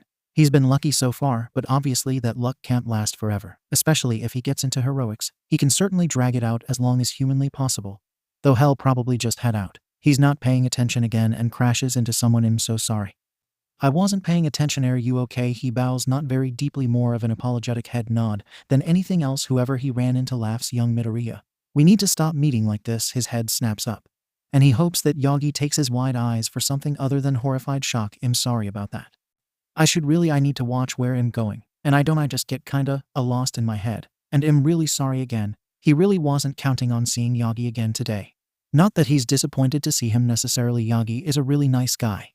It's just that Izuku isn't quite sure what to say to someone who is legally dead. Yagi smiles and claps him on the shoulder. His hands are so big. Don't worry about it, my boy. I've seen a lot in my day. I won't be so easily fazed by a little bump. Now and again Izuku nods, trying desperately to quell the voice in his head, screaming, the government thinks you died when you were 19. Why did you tell me your real name? And good heavens above, he can't even ask if Yagi is really quirkless, because that will mean admitting that he can get into the quirk registry, which also, if you know where to look, has everyone's legal birth dates. And so then Yagi would know that he knows, and wouldn't that just be a disaster? Can he maybe slip it into casual conversation? Hey, I googled you and couldn't find a hero who looked like you. Or would that be too risky? Do you teach the second and third years? You know what, fine. Whatever, that's a good enough question. Yagi chuckles, disappointed. You don't have me. There's some kind of mischievous glint in his eye, and Izuku really wishes he could associate that with anything other than I've been in hiding for nearly half a century. You've got nothing on me, kid. But alas, yeah, a little is what he actually says. I only teach heroics. Nezu has me bouncing between all 3 years. But I don't have a core class to teach, he sighs. Maybe one day. I've seen a lot. Maybe I could teach some kind of elective on quirk theory. I am trying to get into heroics, so hopefully I'll have you then. Izuku smiles, hoping it looks genuine. The screaming in his head hasn't stopped. He's quirkless, and only teaching heroics. There's something really big here that he's missing. He just knows it. He doesn't miss when Yagi falters. It's small, and he recovers pretty quick. But something about Izuku making it into heroics is making him uncomfortable. Fascinating. The smile he puts on is very obviously fake. That would be wonderful, my boy. How are you planning to get into heroics? He's definitely uncomfortable with this. Izuku is a nice person at heart, but he's also bound set and determined to get to the bottom of this mystery. So as much as it's making him sick, he's going to dig his nails into this crack in Yagi's armor and hope something peels up. He bounces a bit as they walk. Sports festival. My quirk isn't very good against robots, but I've got a way better chance against people, and I figure if a gen ed kid can beat out at least most of the heroic students, they've got to consider me right. At least none of that is a lie. He is excited to show everyone at the sports festival what he's made of. They certainly should. I was one of the proctors for the entrance exam, and I couldn't help but realize how unfair it was. Many of the active pros I know could not have passed it. Yagi shakes his head. Izuku can't help but realize that he doesn't lump himself in with the people who couldn't have passed the practical trying to negotiate a different approach to the exam. But Yui has been doing this exam since I attended, and Nezu isn't keen on changing it. Izuku hums, best of luck to you. He knew that Yagi attended Yui for 1 year, his 3rd year. He also died only months after graduating without making a real debut as a hero. The Yui records are also fuzzy, like they'd been tampered with. Yagi gives him a look that's almost fond. Thank you, my boy. I'm sure if you make a big enough splash at the sports festival, it'll be much easier to convince Nezu to come around. Izuku beams. Thank you, I'll try. Yagi glances down at the oversized watch on his wrist. Shida, forgive my language. Nezu wanted us all in an emergency meeting. I've got to go. Is it about the break-in? Yagi winces. I'm afraid so. I don't want to spook you. There are enough pro heroes here that y'all be safe. But we are worried that there's something going on. It doesn't hurt to be paranoid, especially when your safety is our top priority. Izuku nods. Good luck with that. I hope it's nothing. Me too, my boy, me too. Small Might. So this got interesting RL fast, and I feel like I've stumbled into some kind of conspiracy. Professionally, juicy. Do tell. Small Might. Gimme a sec. There's a lot to type. 𝗵𝗃 TBH. I'm glad you have a new project. It's good for soul. 𝗵𝗃. You need it to keep you sane. Or WTV. 𝗵𝗃. Also Chai, make sure you get to the train station at least 20 minutes early. It's always really busy, and that train runs fast. Professionally, KK. I got you. Professionally, still can't believe I get to meet you. Kuma. I'm dying just a bit. 𝗵𝗃. Yeah, WTF. I'm jealous. 𝗵𝗃. Well, now I'm the only one who hasn't met Deku, so this is only fair. 𝗵𝗃. But then I'll be the only one who hasn't met Chai. Professionally, karma. 𝗵𝗃. That doesn't make any sense. Small Might. Sorry. This is long. Okay, so Yagi Tashinori isn't listed as a teacher. All the other teachers have their real and code names listed, but not him apparently. I thought maybe it was BC. He's new, but has a page, and he's new too. So 𝗳𝗏𝗏. So Offkai dug through the quirk registry and found out that Yagi is a quirkless, and he died when he was 19. He slow went to UA for his last year of HS, but never got the chance to debut as a hero. Also, his parents were murdered by villains when he was 7, and he was in foster care until the pro hero Nana, she's my mom's idol, what are the odds, kinda took him in. She died when he was 16 or 17-ish, so then he dies 2 years later, and apparently is running around doing hero work with the ultimate protection on his identity. But according to him, he got injured real bad about 6 years ago and had to retire. Small Might. I'm still so fucking confused. What the fuck? Small Might. Also, this is him when he was 19. I don't have any pictures of him now. Small Might. Image. 𝗵𝗃. Yikes. What the hell? I think I've seen him around, come to think of it. Wow. 𝗬𝗃𝗬𝗬𝗧𝗔𝗫 the 𝗵𝘃𝗲. 𝗬𝗃𝗬𝗬 I know him. Professionally 𝐒𝐭𝐚𝐲 𝐔𝐻𝐝. 𝗬𝗃𝗬𝗬 I work my cousin's bakery. He's like a regular. Insisted, we always call him Toshi, so I didn't even know his full name, or I would have saw ID. 𝗬𝗃𝗬𝗬 he's a super sweet guy. Moved to Misutafu about a year ago. 𝗓𝗏 made the consection holy shit. Professionally holy shit. 𝗬𝗃𝗬𝗬 he doesn't look just like that anymore, he's a lil sicklier. Like his cheeks are all hollow. And he talked a lot about an illness getting the better of him. But still 𝐒𝐻𝐢𝐻𝐼𝐻. Professionally Izuku invested in this nonsense. Now you'd best keep us updated. 𝗬𝗵𝗲 𝐔𝐻𝐝. I will just dying a little, I shouldn't know this.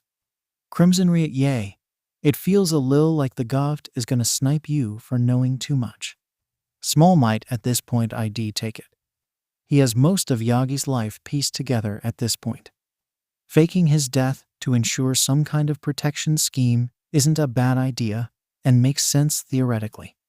There are just two things Izuku doesn't know, and unfortunately those two things are two of the biggest holes in the story. One, why would Yagi tell him his real name? It seems a little counterproductive to fake your death and then rattle off your real name to any kid who asks. 2, who was he? What made his life as a hero so dangerous that he had to kill his alternate identity to protect himself? Who is Yagi Toshinori?